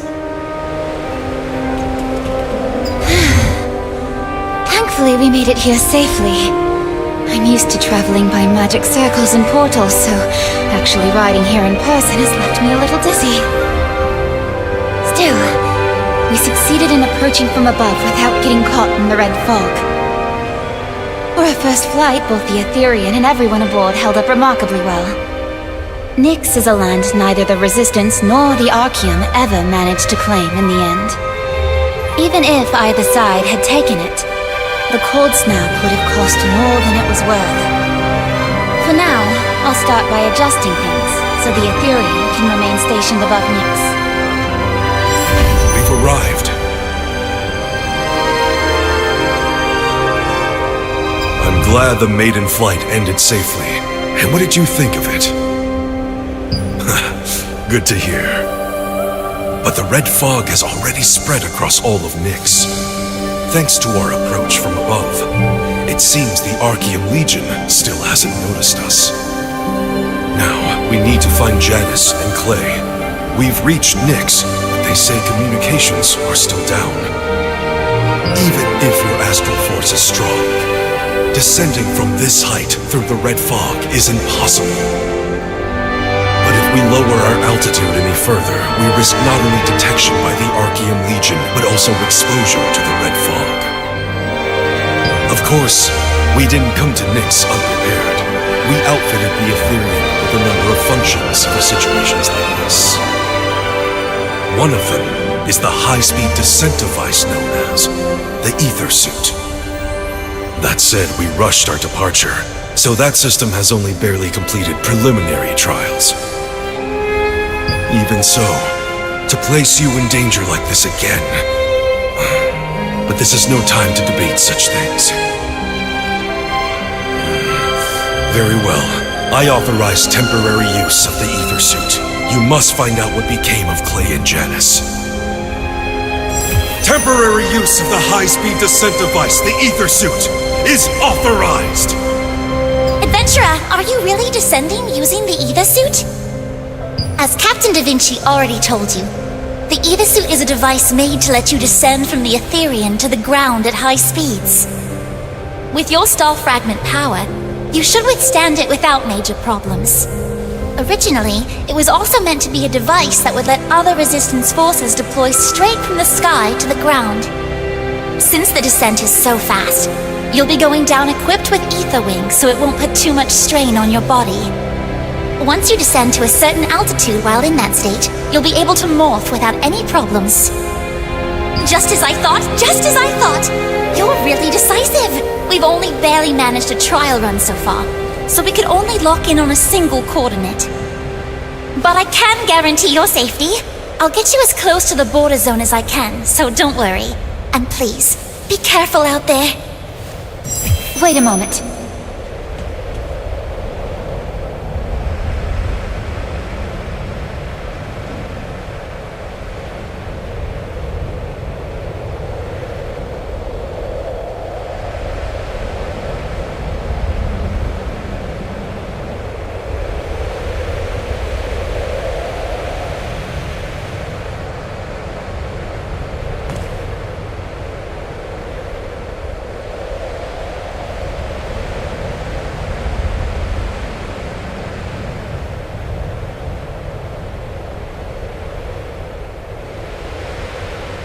Nix is enormous. If the ether suit was fully complete, we'd send you straight to the border zone. But we aren't in a position to do that yet. So there's one more thing I'd like to ask of you. It's something you can do as soon as you reach the ground. Right now, the Etherean is holding position in the sky, and continuously releasing magic particles. Those particles will soon settle across all of Nix. If those particles resonate with the special particles found in Nix's extreme cold snap, they can create an auroral path in the sky. As you travel through Nix, you'll eventually come across ancient ruins known as star beacons. When you do, focus the power of your star fragment there. Then, the Etherean's magic particles will resonate with the power of your star fragment. Once that resonance is fully complete, the power of the star fragment will draw in Nix's special particles, and an auroral path will be formed. First, connect the auroral paths. Using it, you should be able to reach the border zone. I think it would be best to gather information there. Besides, it also happens to be the place where Janice's signal was last detected. Then let's get started. Please, come back safely. Destination, the frozen Nightlands. Ether suit launching. When you get back, you have to tell me what the ride was like. Can they really withstand a rapid descent from this height? It's within the durability threshold. There should be.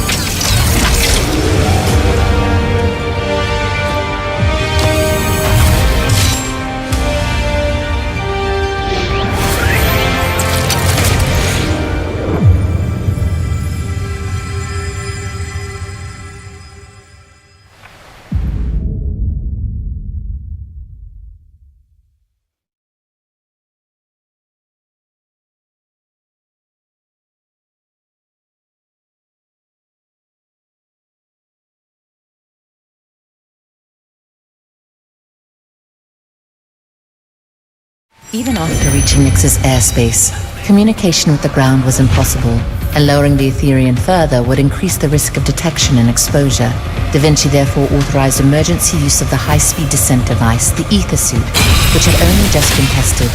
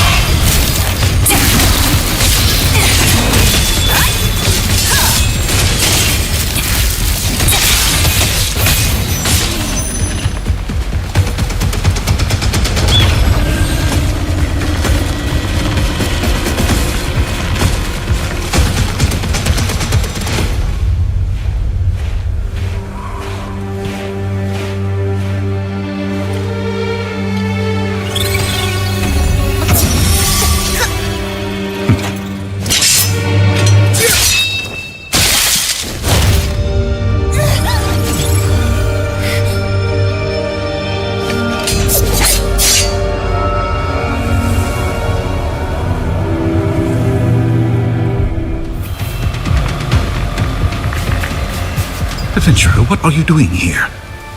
What? Captain Da Vinci's here too. I was just trying to get Clay's whereabouts out of some Archean scum. Figured he wouldn't talk nicely. So I roughed him up a little. I was ambushed on arrival in Nix and separated from Clay. I've been near the border zone since, trying to track him down. I see. Then yes, the border zone is where we need to go. It's a fair distance from here, so let's move carefully. Creating an artificial auroral path out of magic particles. That's an impressive idea. On the ground, you reunited with Iska, who explained that he had been attacked as soon as he arrived in Nix and was separated from Clay, and had since been tracking him around the border zone. When he heard of the artificial auroral paths, created from the magical particles scattered by the Etherean, he realized that it might connect to the so-called star beacons.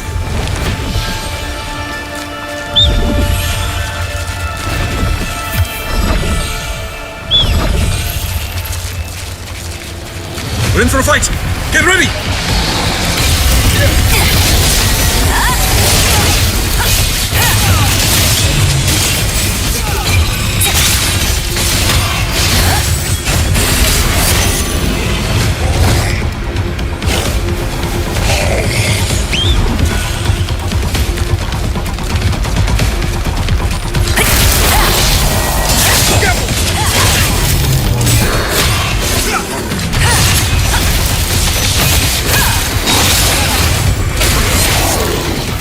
Looks like we're done.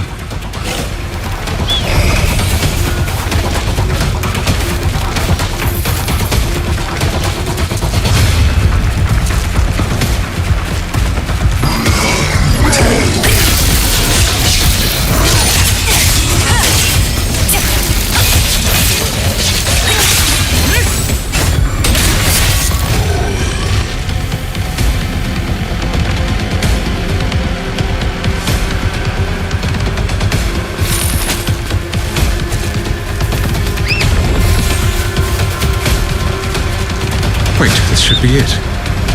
The star beacon you mentioned.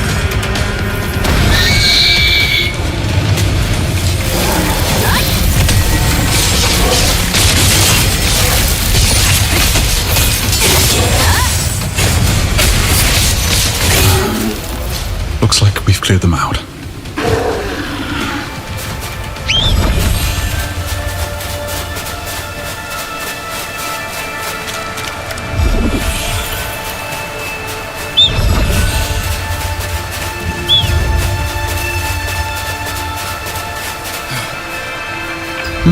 This should be the star beacon you mentioned. So, the Etherean's magic particles do create an artificial auroral path. I need to see it for myself, but if this auroral path really is a path made by the stars, then riding it via morphing should be possible too. That's something to look forward to. If such path exists, we can reach the border zone faster. Well then, let's head up and see. Come on, let's go.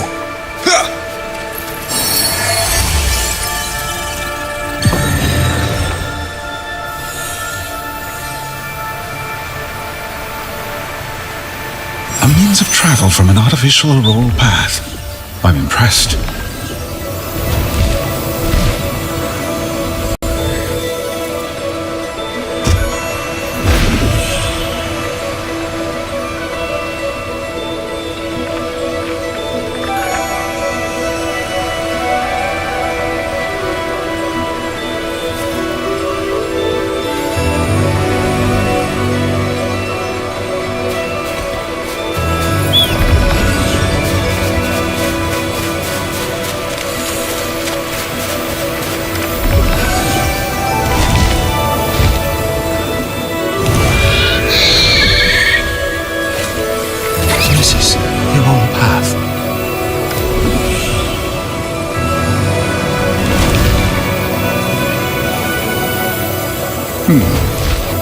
Now, that's not a method I expected.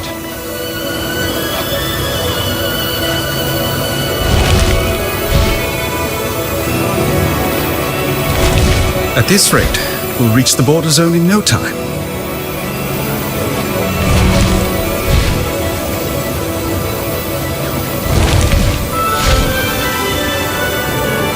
That tall tower is Shamir's tower.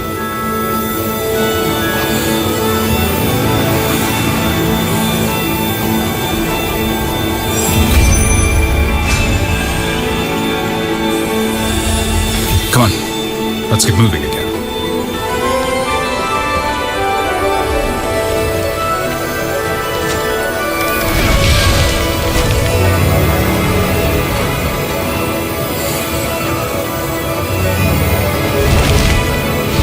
So I guess engineers really do save the world.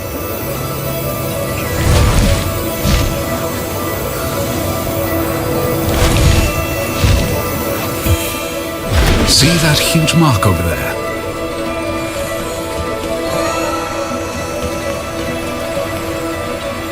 They call those massive footprints Vegamore's Path.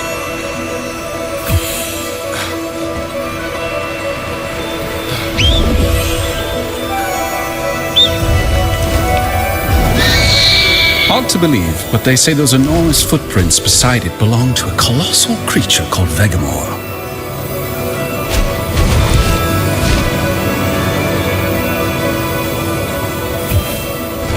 Here we are.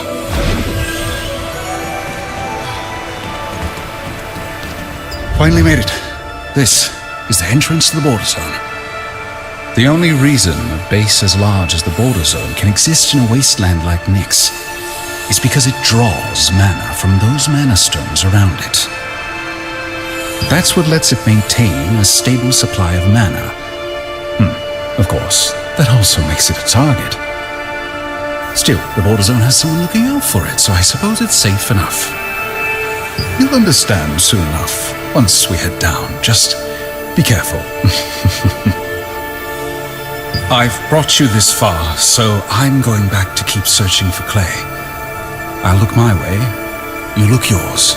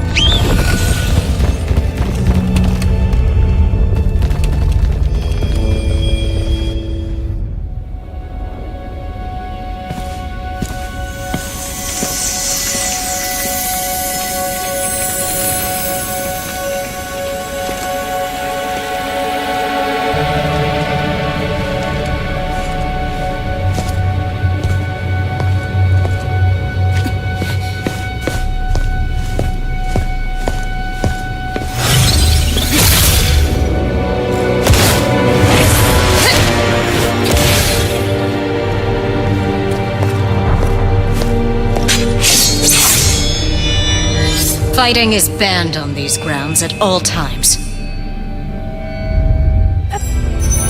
You're from... Martinet, do you know this person? This is the person who helped me and my sister. They're good. I can guarantee it. Fine. On your feet. Outsider. No one fights here. Not under any circumstances. Least of all near the magic core. How amusing. There are no exceptions in the border zone. Human, elf, dwarf, or any other beasts. Resistance or Archeum, it makes no difference. Those are the laws of the border zone. If you won't abide by them, leave. Martinet has vouched for you, so I'll let it pass this once. But if I see even a hint of this sort of behavior, I won't overlook it. No one will stop you so long as you do not fight. Welcome to the border zone, outsider. Thank goodness. Now all of you, enough gawking. Get back to your business. Cerise can be a little harsh.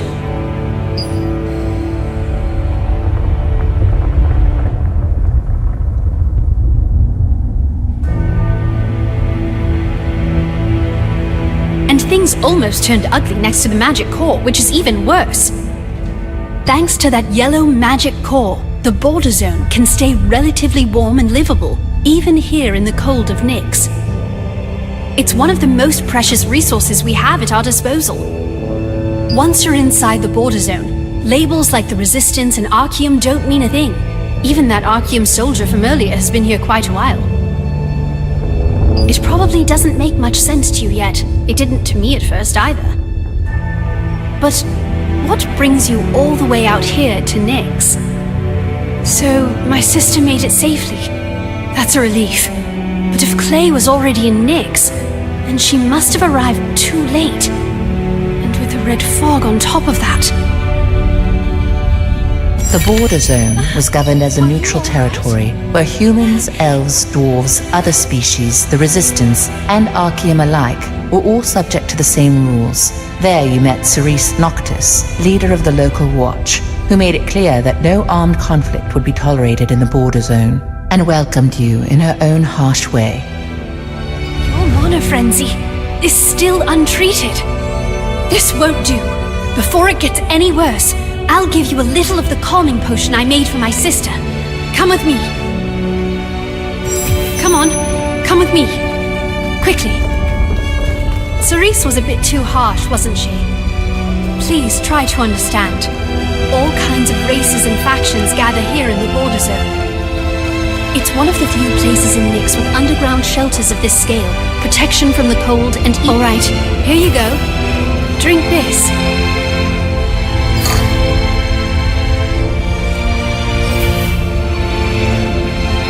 How is it?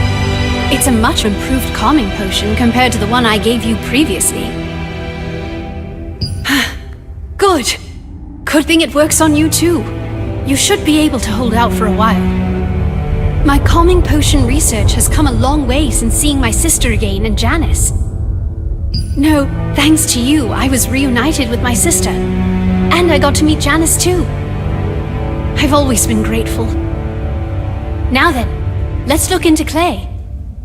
I'll ask around on my end. You check the black market for information. Let's see what we can find. Check the black market for information. Huh? Clay? Who is that? Yeah, blonde guy, definitely a wizard. His name started with C something, or something like that. Asked me how to get to the Archeum Fortress. I told him never to go that way. Didn't go well, I take it? Could he have been taken to prison or something? Is he someone close to you?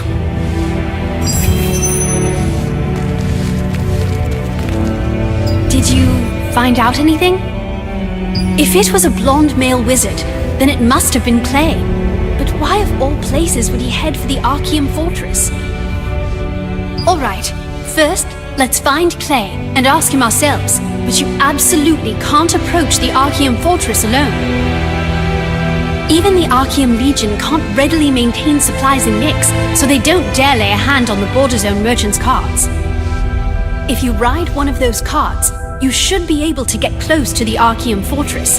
I'll speak to a merchant I know. I'll make the arrangements, so please be careful. Adventurer, are you? Martinet told me about you. I used to serve with the Resistance myself, back in the day.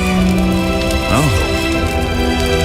As long as there's no fighting in the border zone, that's good enough. Can't let those Archeum scum strut around here next. Here, climb aboard.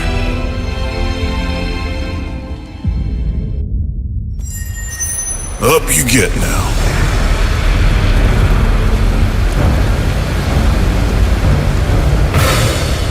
This is the Archeum Fortress. This way.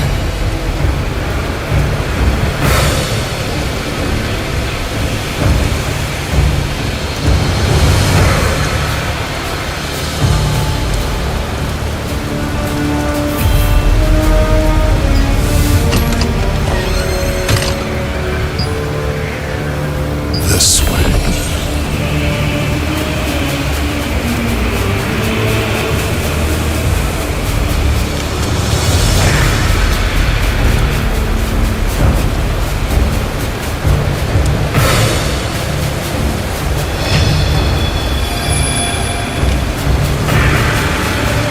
Don't do anything that draws attention.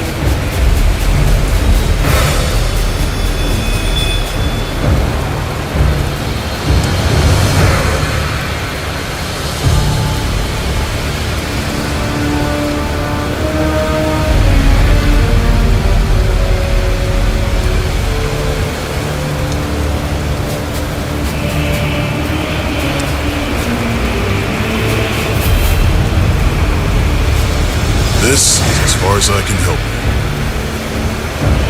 you. Watch them carefully before you... Don't die.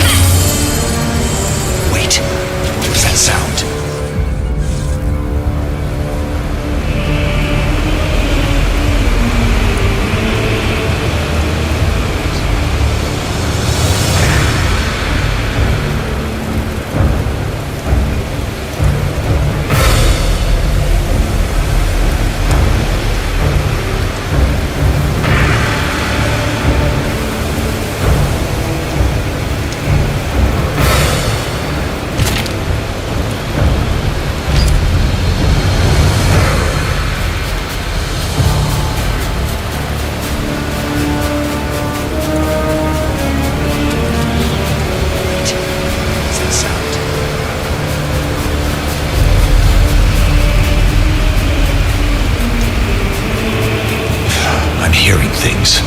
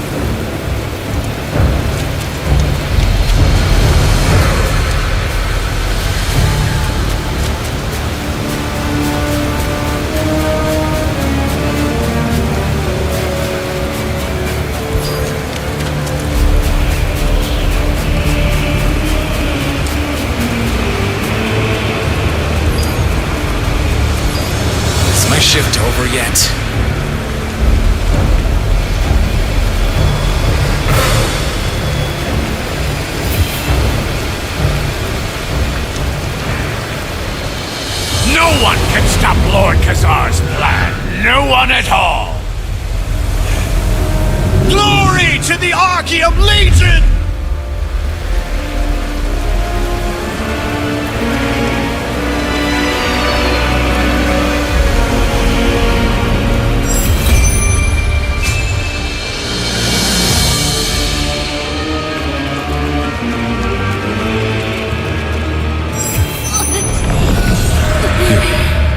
Stop.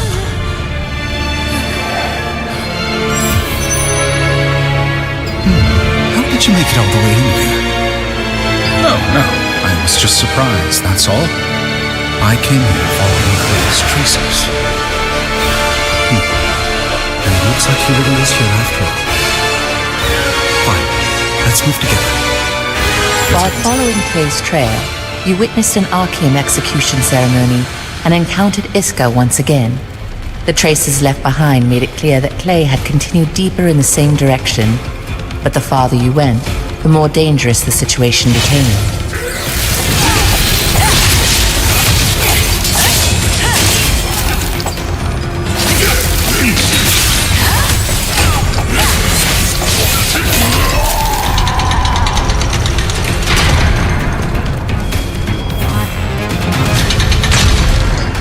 This is a problem. Leaving that side to you. I'll check this side.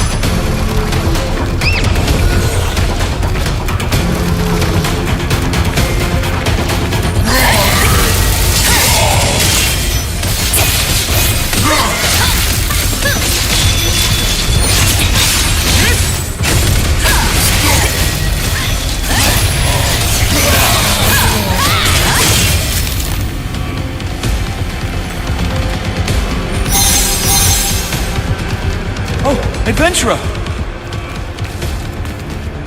Adventurer, I'm glad to see you here. What brings you all the way here? Did something happen? You mean the message from my mother was fake? That's quite an extraordinary ability. I mean, it's impressive considering even I couldn't detect it. I've been investigating what those Archeum scum are plotting. It looks like they're up to something big. You've already uncovered quite a bit, but we still don't know exactly what they plan to do with the Abyssal Meteor. We need more information. Will you help me? Thank you. I appreciate it. All right, I'll check this side. You, please take the other way.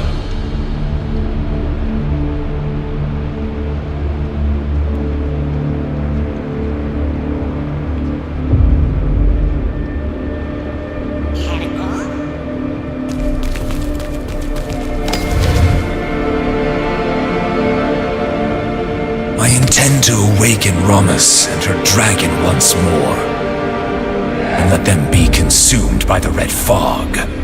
But the problem is how to lure the awakened dragonkin and the dragon outside. If I can bring Romus back to life, I will finally earn Lord Khazar's favor.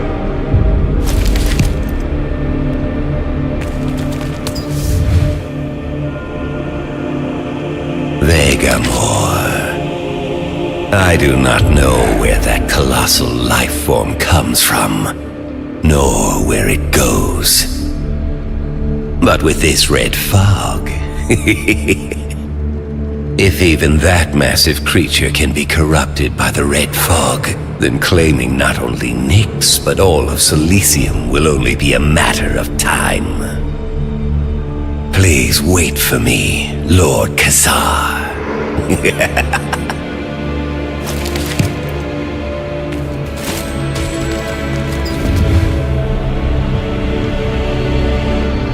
The elves created bizarre things, even in ages long past. Volcanus born to stop the invasion from Diabolica.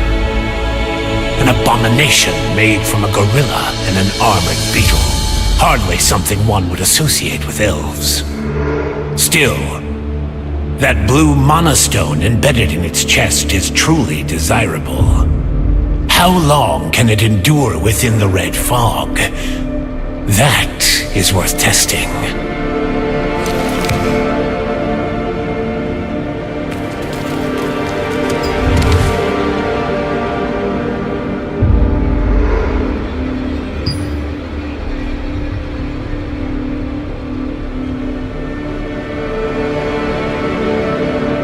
A cat made by a giant?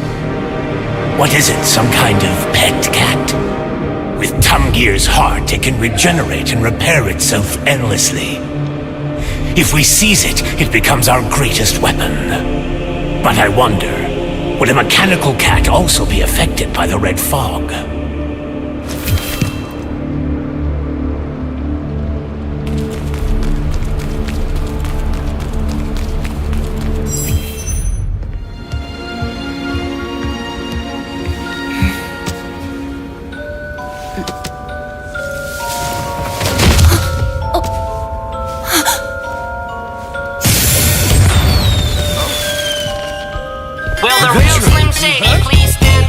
That was close. Who would... Adventurer, out of the way! Captain Spear!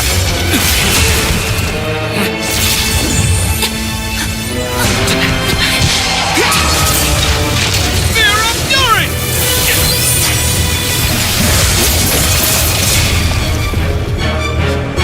My, such a shame to lose a specimen like you. If only you'd come just a little later, Clay.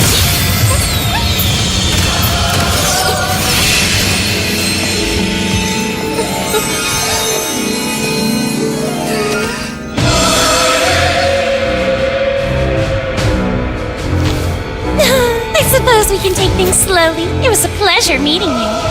Until next time, love. Bye!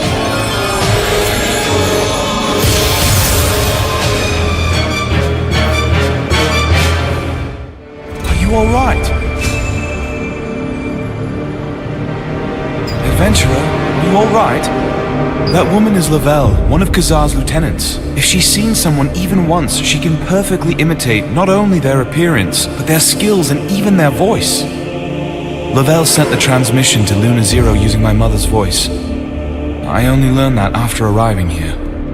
But how did you end up here, Adventurer? I see.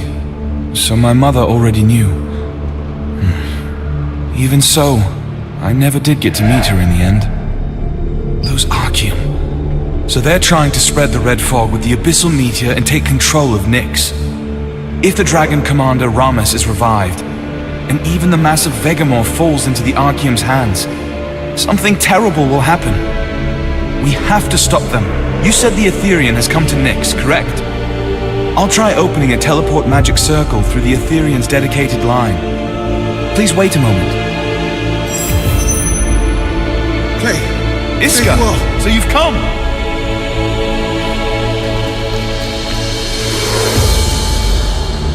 Glad I found you, Clay. I heard a commotion. What happened? Being able to imitate someone else perfectly, that's a seriously troublesome ability. We need to be careful. You take Clay and get him out of here first. Then find Jealous.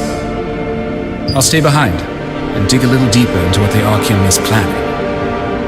I'm certain they're plotting something even bigger. Let's see. The Etherean signal...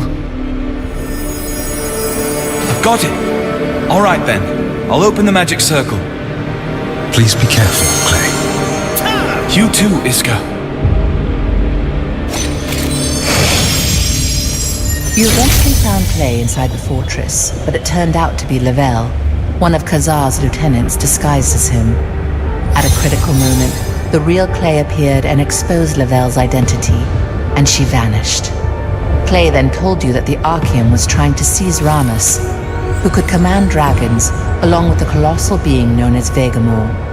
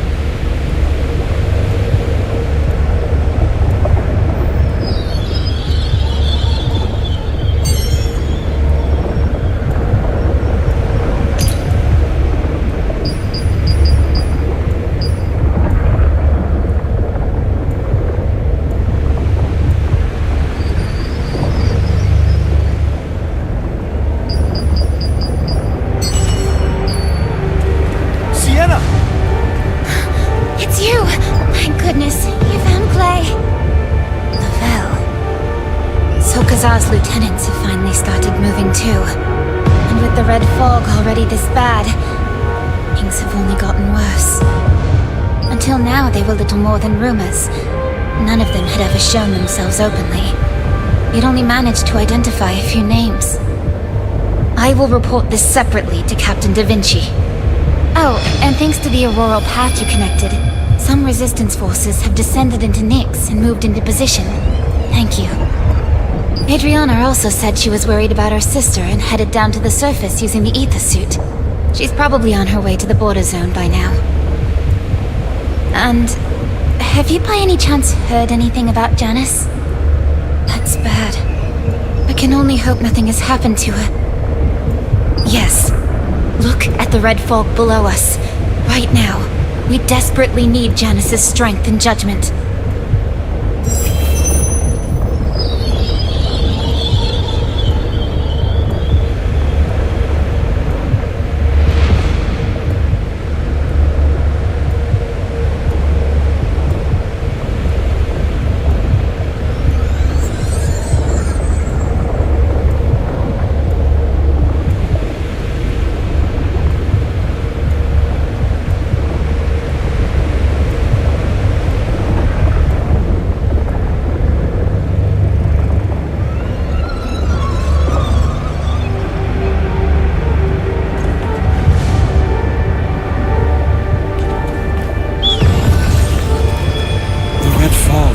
Spread this far already.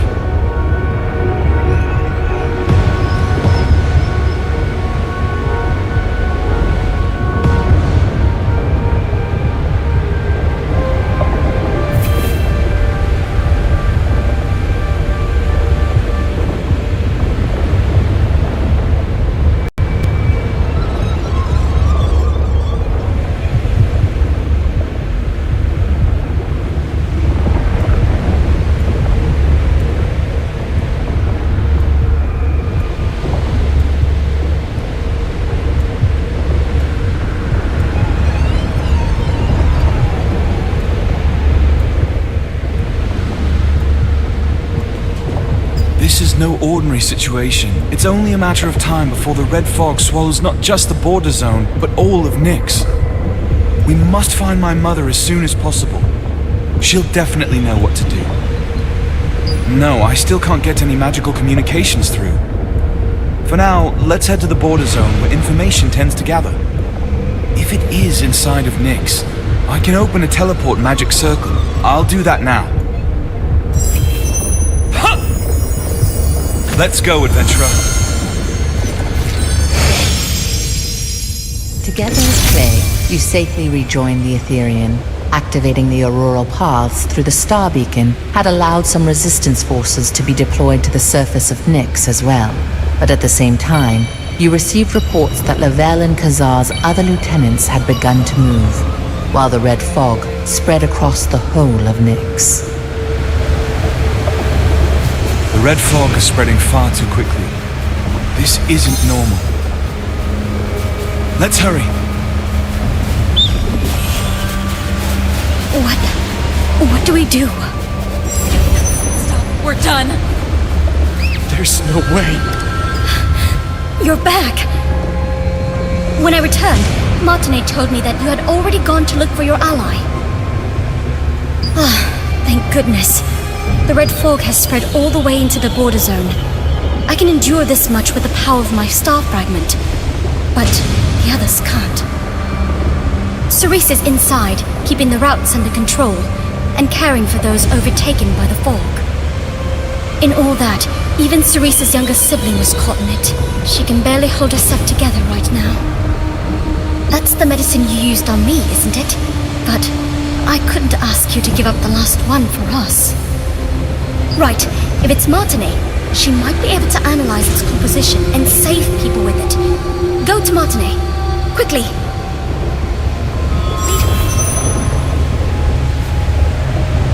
This is an emergent. The red fog has reached all the way into the border zone. It's spreading far faster than we anticipated. You're right, we need to find my mother. But saving the people in the border zone comes first. I'll hold things back here. Go! I'll do everything I can to contain the spread with my magic. If I adapt a spatial distortion spell, I should be able to hold out for a while. I've already been through the red fog once before. I think I've developed at least some resistance since then. Don't worry about me. Go, quickly!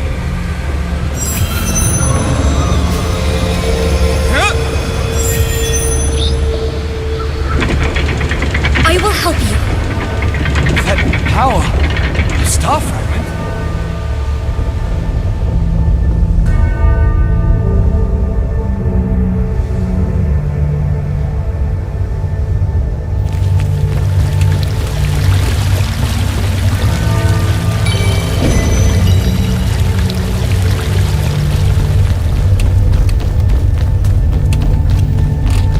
It's over.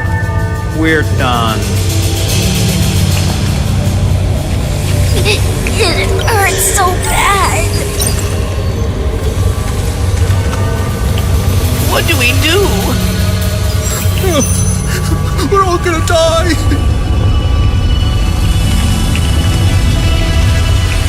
What do I do? What am I supposed to do?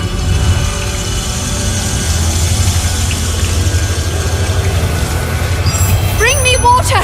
Hurry! You there! Stop rubbing your eyes! Cover your mouth now!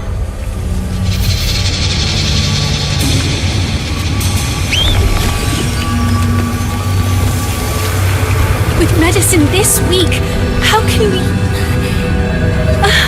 are you all right?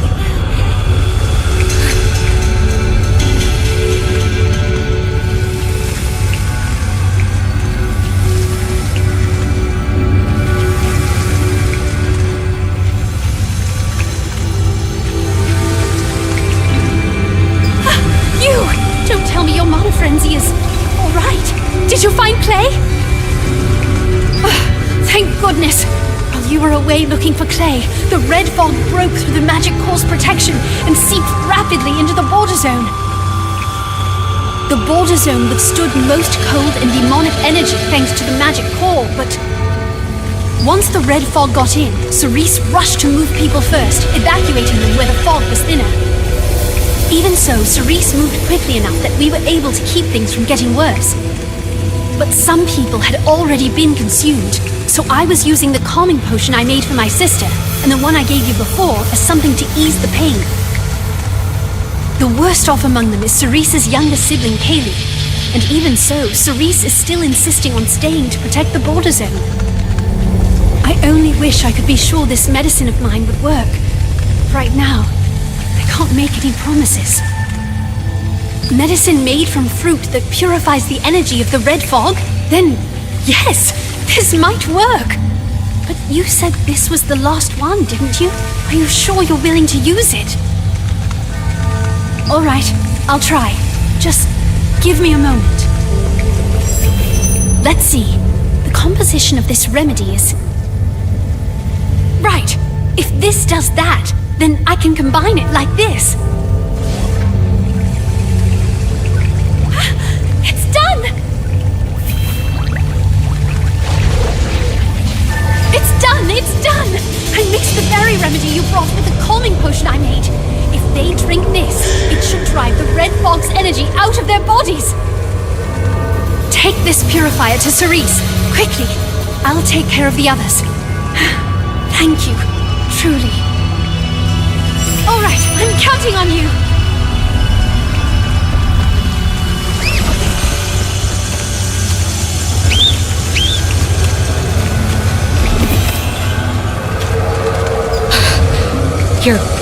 You're back. But you're with the Resistance. And yet, you still want to give me that remedy.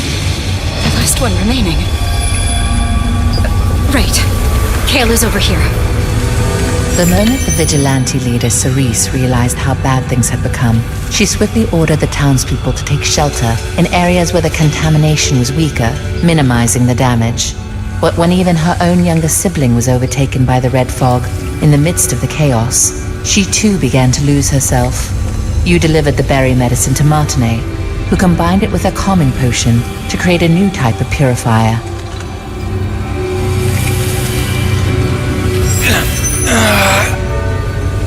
Looks like the purifier worked. Thankfully, it seems the purifier worked well. With the spatial distortion spell Claycast and the power of my star fragment reinforcing it, we should be able to hold out for a while. But of course, we need to get rid of the source of the red fog, and soon. Magic won't keep it out forever. Ah, Martinet's here too. Looks like things have settled down a little. Thank you. Truly, thank you. My sibling and the people here are alive because of you. The moment I saw my sibling collapse, I almost lost myself. As the vigilante leader, that's a disgrace. Thank you for saying that. You and that wizard Clay. So there are still people like you in the Resistance. I see that now. It's an old matter. You needn't concern yourself with it. And did you say that you were looking for a blonde wizard woman as well? I've heard of a long-haired blonde wizard who was heading in the direction of Shamir's tower. That area is covered in a cold so severe no one should even be able to approach it. And lately demonic energy has been leaking from that place as well. At first I thought little of it. But now, I think the woman you're looking for may be the very same one. So I decided I had to tell you. And take this stone. It will help you.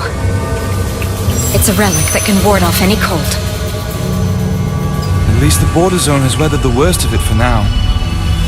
The magic Adriana and I put in place should hold the fog back for a while. Yes, I heard as much myself. I'm certain it's my mother. But even if that isn't the case, we have to hurry to Shamir's tower without delay. Right now, we need to restore Shamir's fading power there and drive this red fog back. If we fail, the Archeum will swallow all of Nix. Ramus and even Vegamore will fall into their hands as well. Yes, we don't have time. Let's go. Using the purifier Martinet made, you saved the people.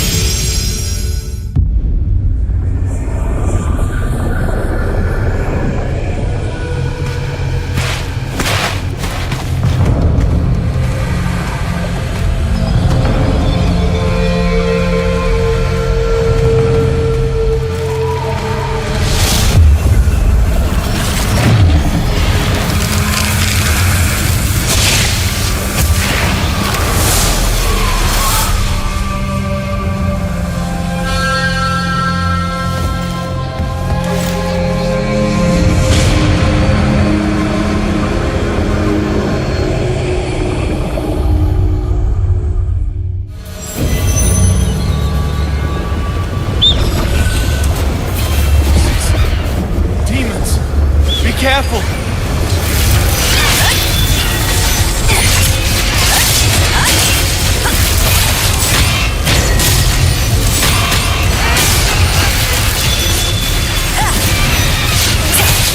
Never ends! Taste my dagger!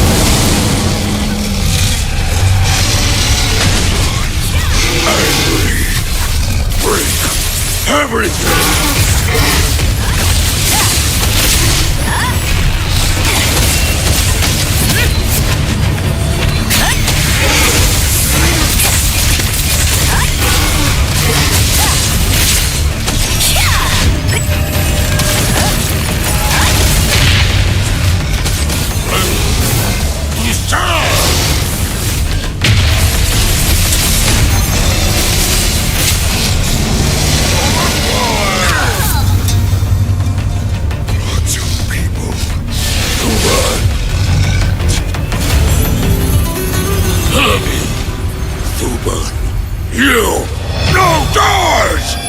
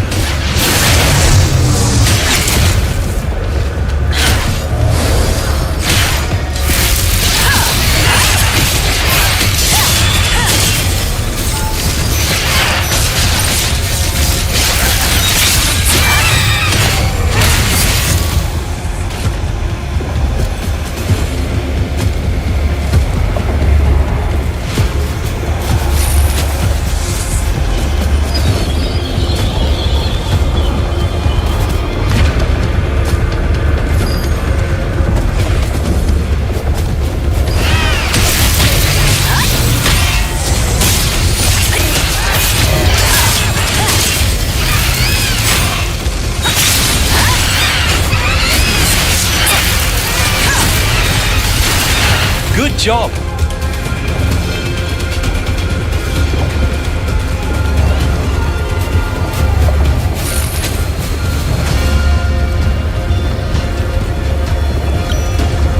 Oh, over here!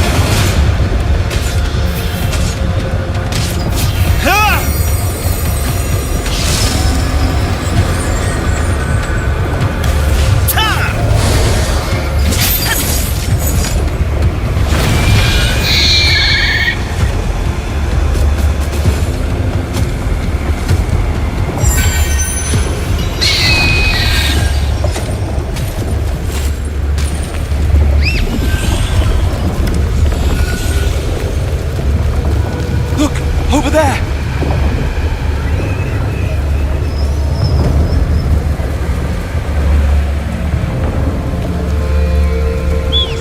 Mother! Mother, please wake up!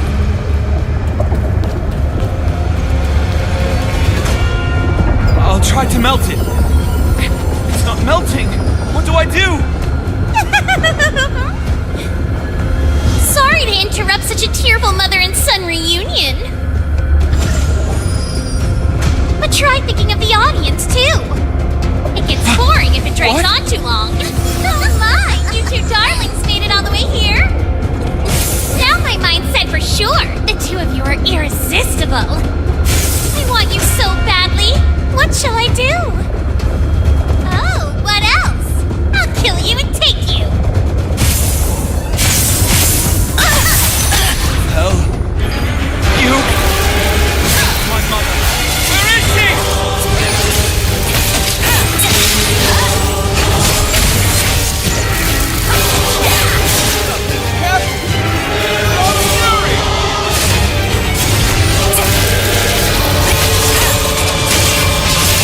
Struggle a little more for me.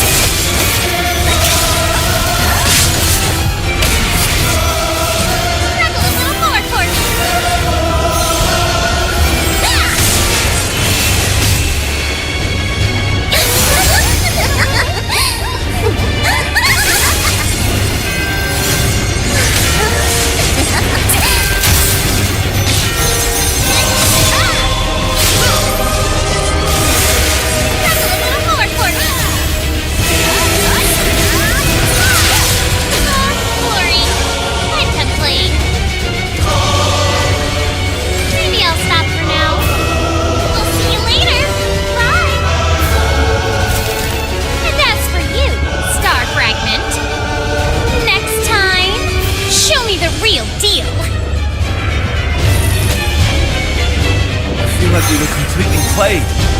Together with Clay, who declared that the red fog could no longer be left unchecked, you headed to Shamir's tower to restore Shamir's power and drive the red fog away. Breaking through the brutal cold, the red fog, and the leaking demonic energy, you finally reached the tower, only to find Janice collapsed on the floor. But that too was Lavelle, disguised as Janice.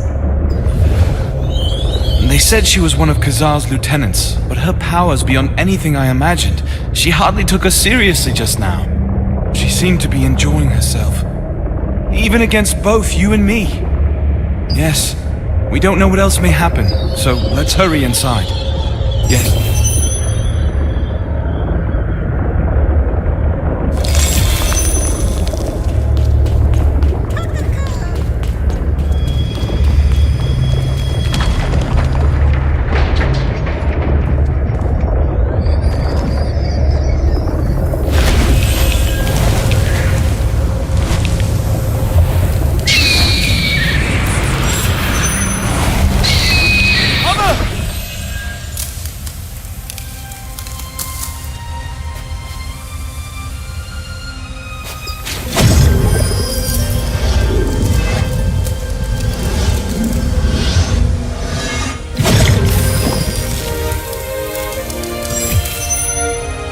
I survived thanks to you and Clay.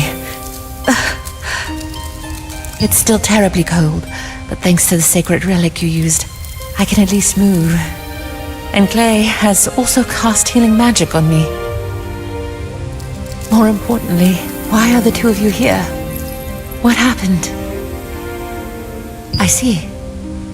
I discovered that the Archeum had brought 3 abyssal meteors into Nix and was spreading the red fog with them. And I learned of Lavelle's existence as well. I sent Adriana ahead in case something happened. But if you and Clay are here, then I was too late. Thank you. I also learned that Shamir's power was weakening under the red fog's influence, and that demonic energy had started leaking out from the Diabolica rift. So I gathered all of my own magic into the power radiating from Shamir's tower, and tried to freeze the red fog and demonic energy spreading across all of Nix in one stroke. But the cold here was far stronger than I expected. My magic kept draining away, and in the end, I froze over as well. They say that when someone expends all their magic, their hair can turn white. It's nothing serious. I'm all right.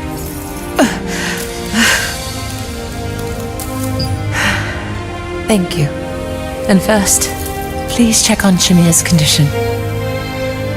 After defeating Lavelle, you and Clay activated the hidden passage within Shamir's tower and reached the tree in which Shamir was sealed. Shamir's tree had greatly weakened, and demonic energy was beginning to pour outward. Before it lay the real Janice, frozen solid, her hair turned white after completely exhausting her magic. Using the sacred relic given by Cerise, you succeeded in thawing Janice and bringing her back.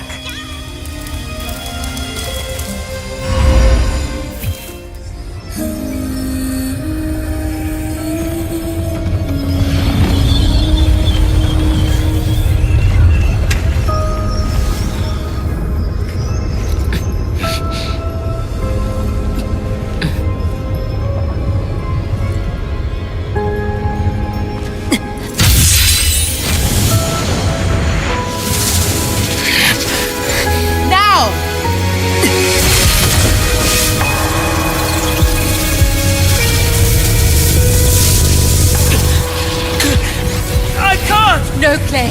Hold on a little longer.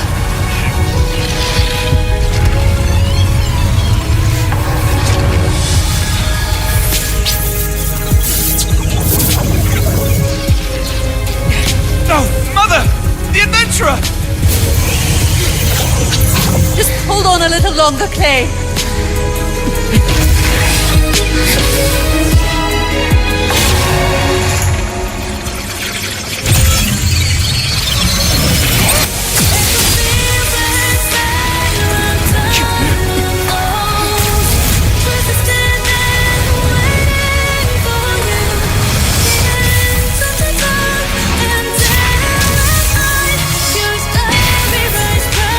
To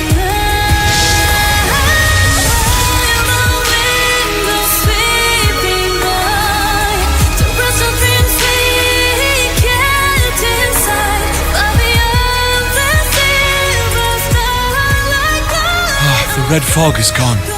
No, not gone. Just frozen.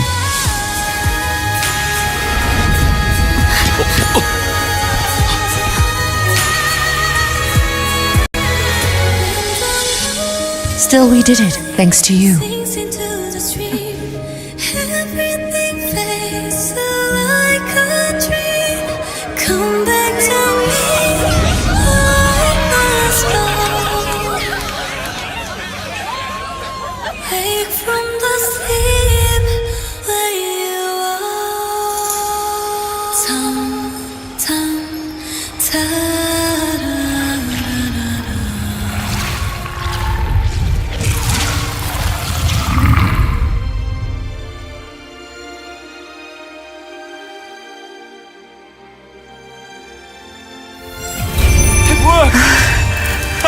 Mother!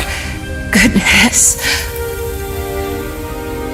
Adventurer, the red fog and the demonic energy are gone. It worked! Yes. Let's take my mother to the Ethereum at once. I'll open a magic circle. Janice and Clay plan to combine their magic and use Shamir's power to drive the red fog away. But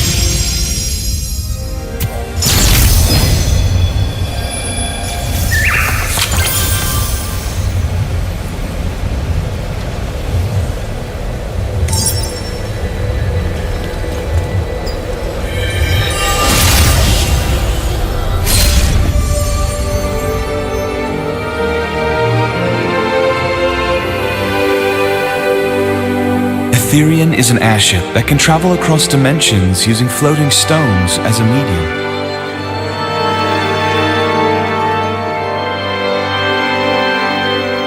To counter the ever-growing evils of the Archeum forces, the Resistance utilized every bit of magical engineering known to them to build this massive battle airship.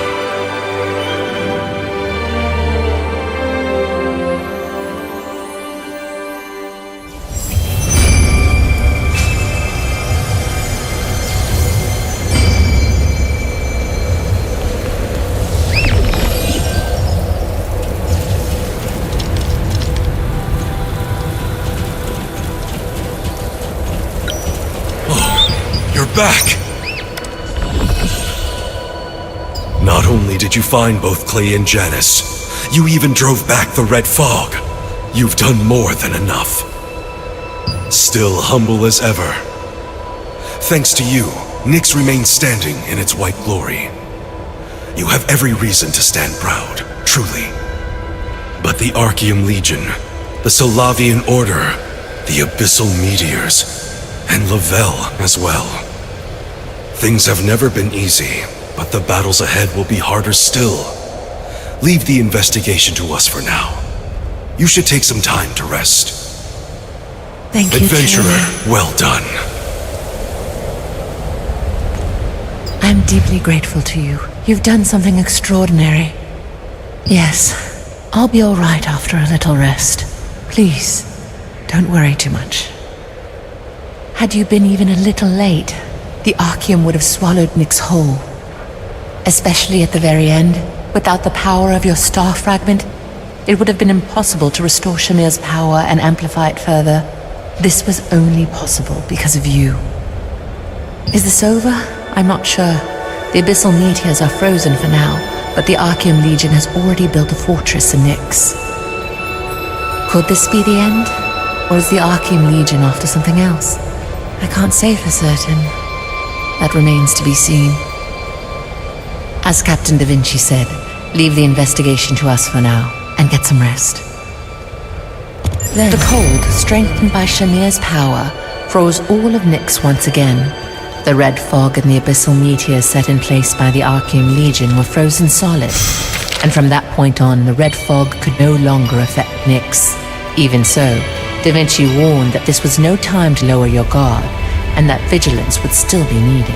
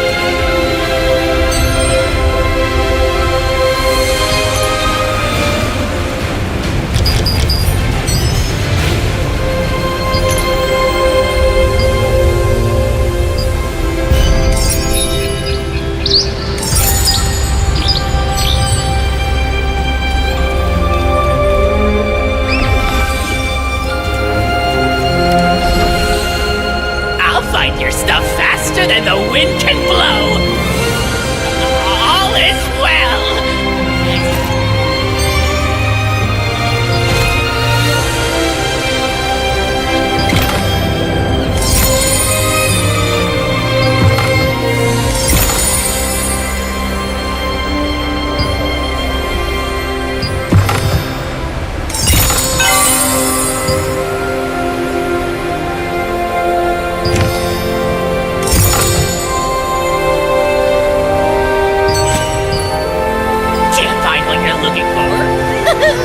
Here it is!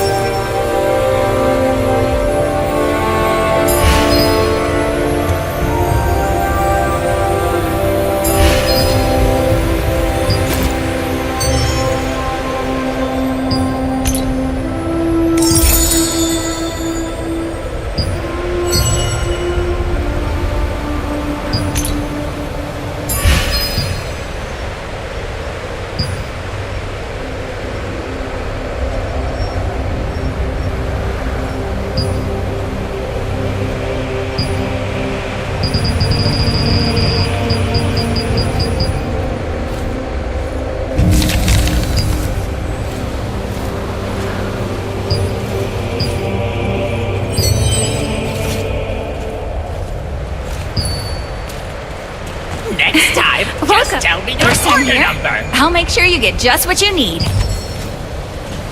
I'll If you find need your anything stuff at all, faster come than to the me wind first. can blow. I, Gisela, will always be... no matter what.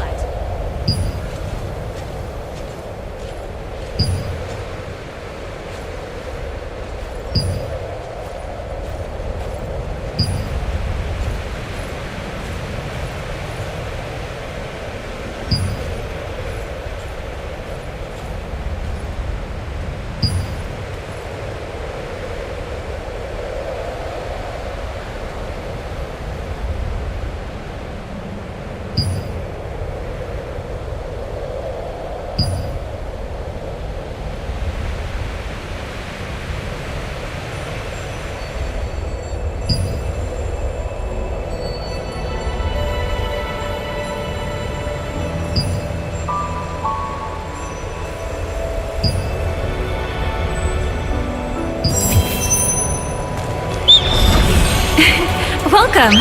Make your choices quickly and prepare thoroughly.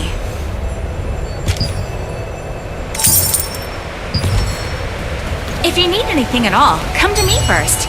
I, Gisela, will always be here for you, no matter what.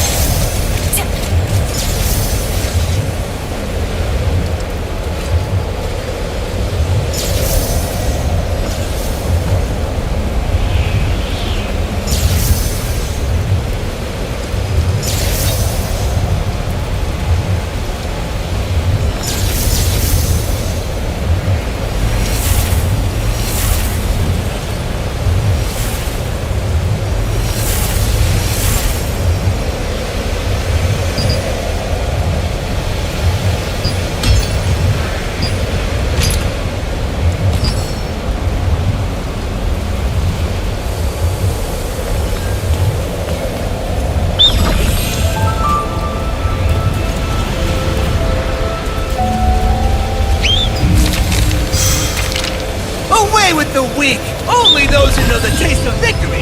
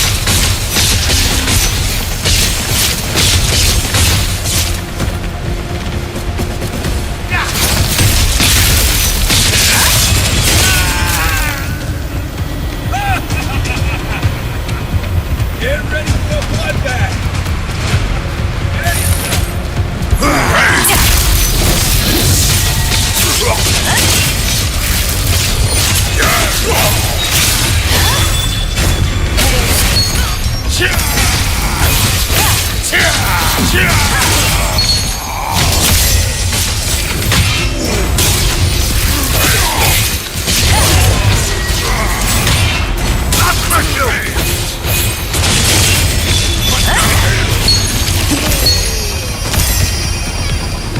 we hit our harbor.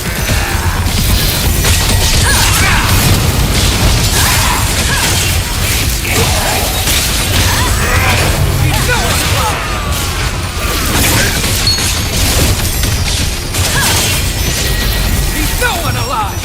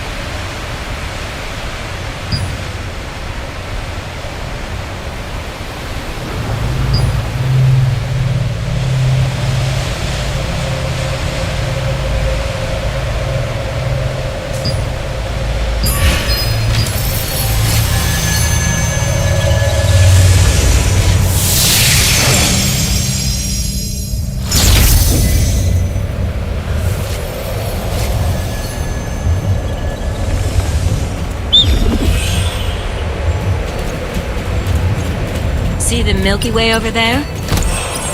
Milky Way? You mean the path of light? Yes, it's light to faraway territory.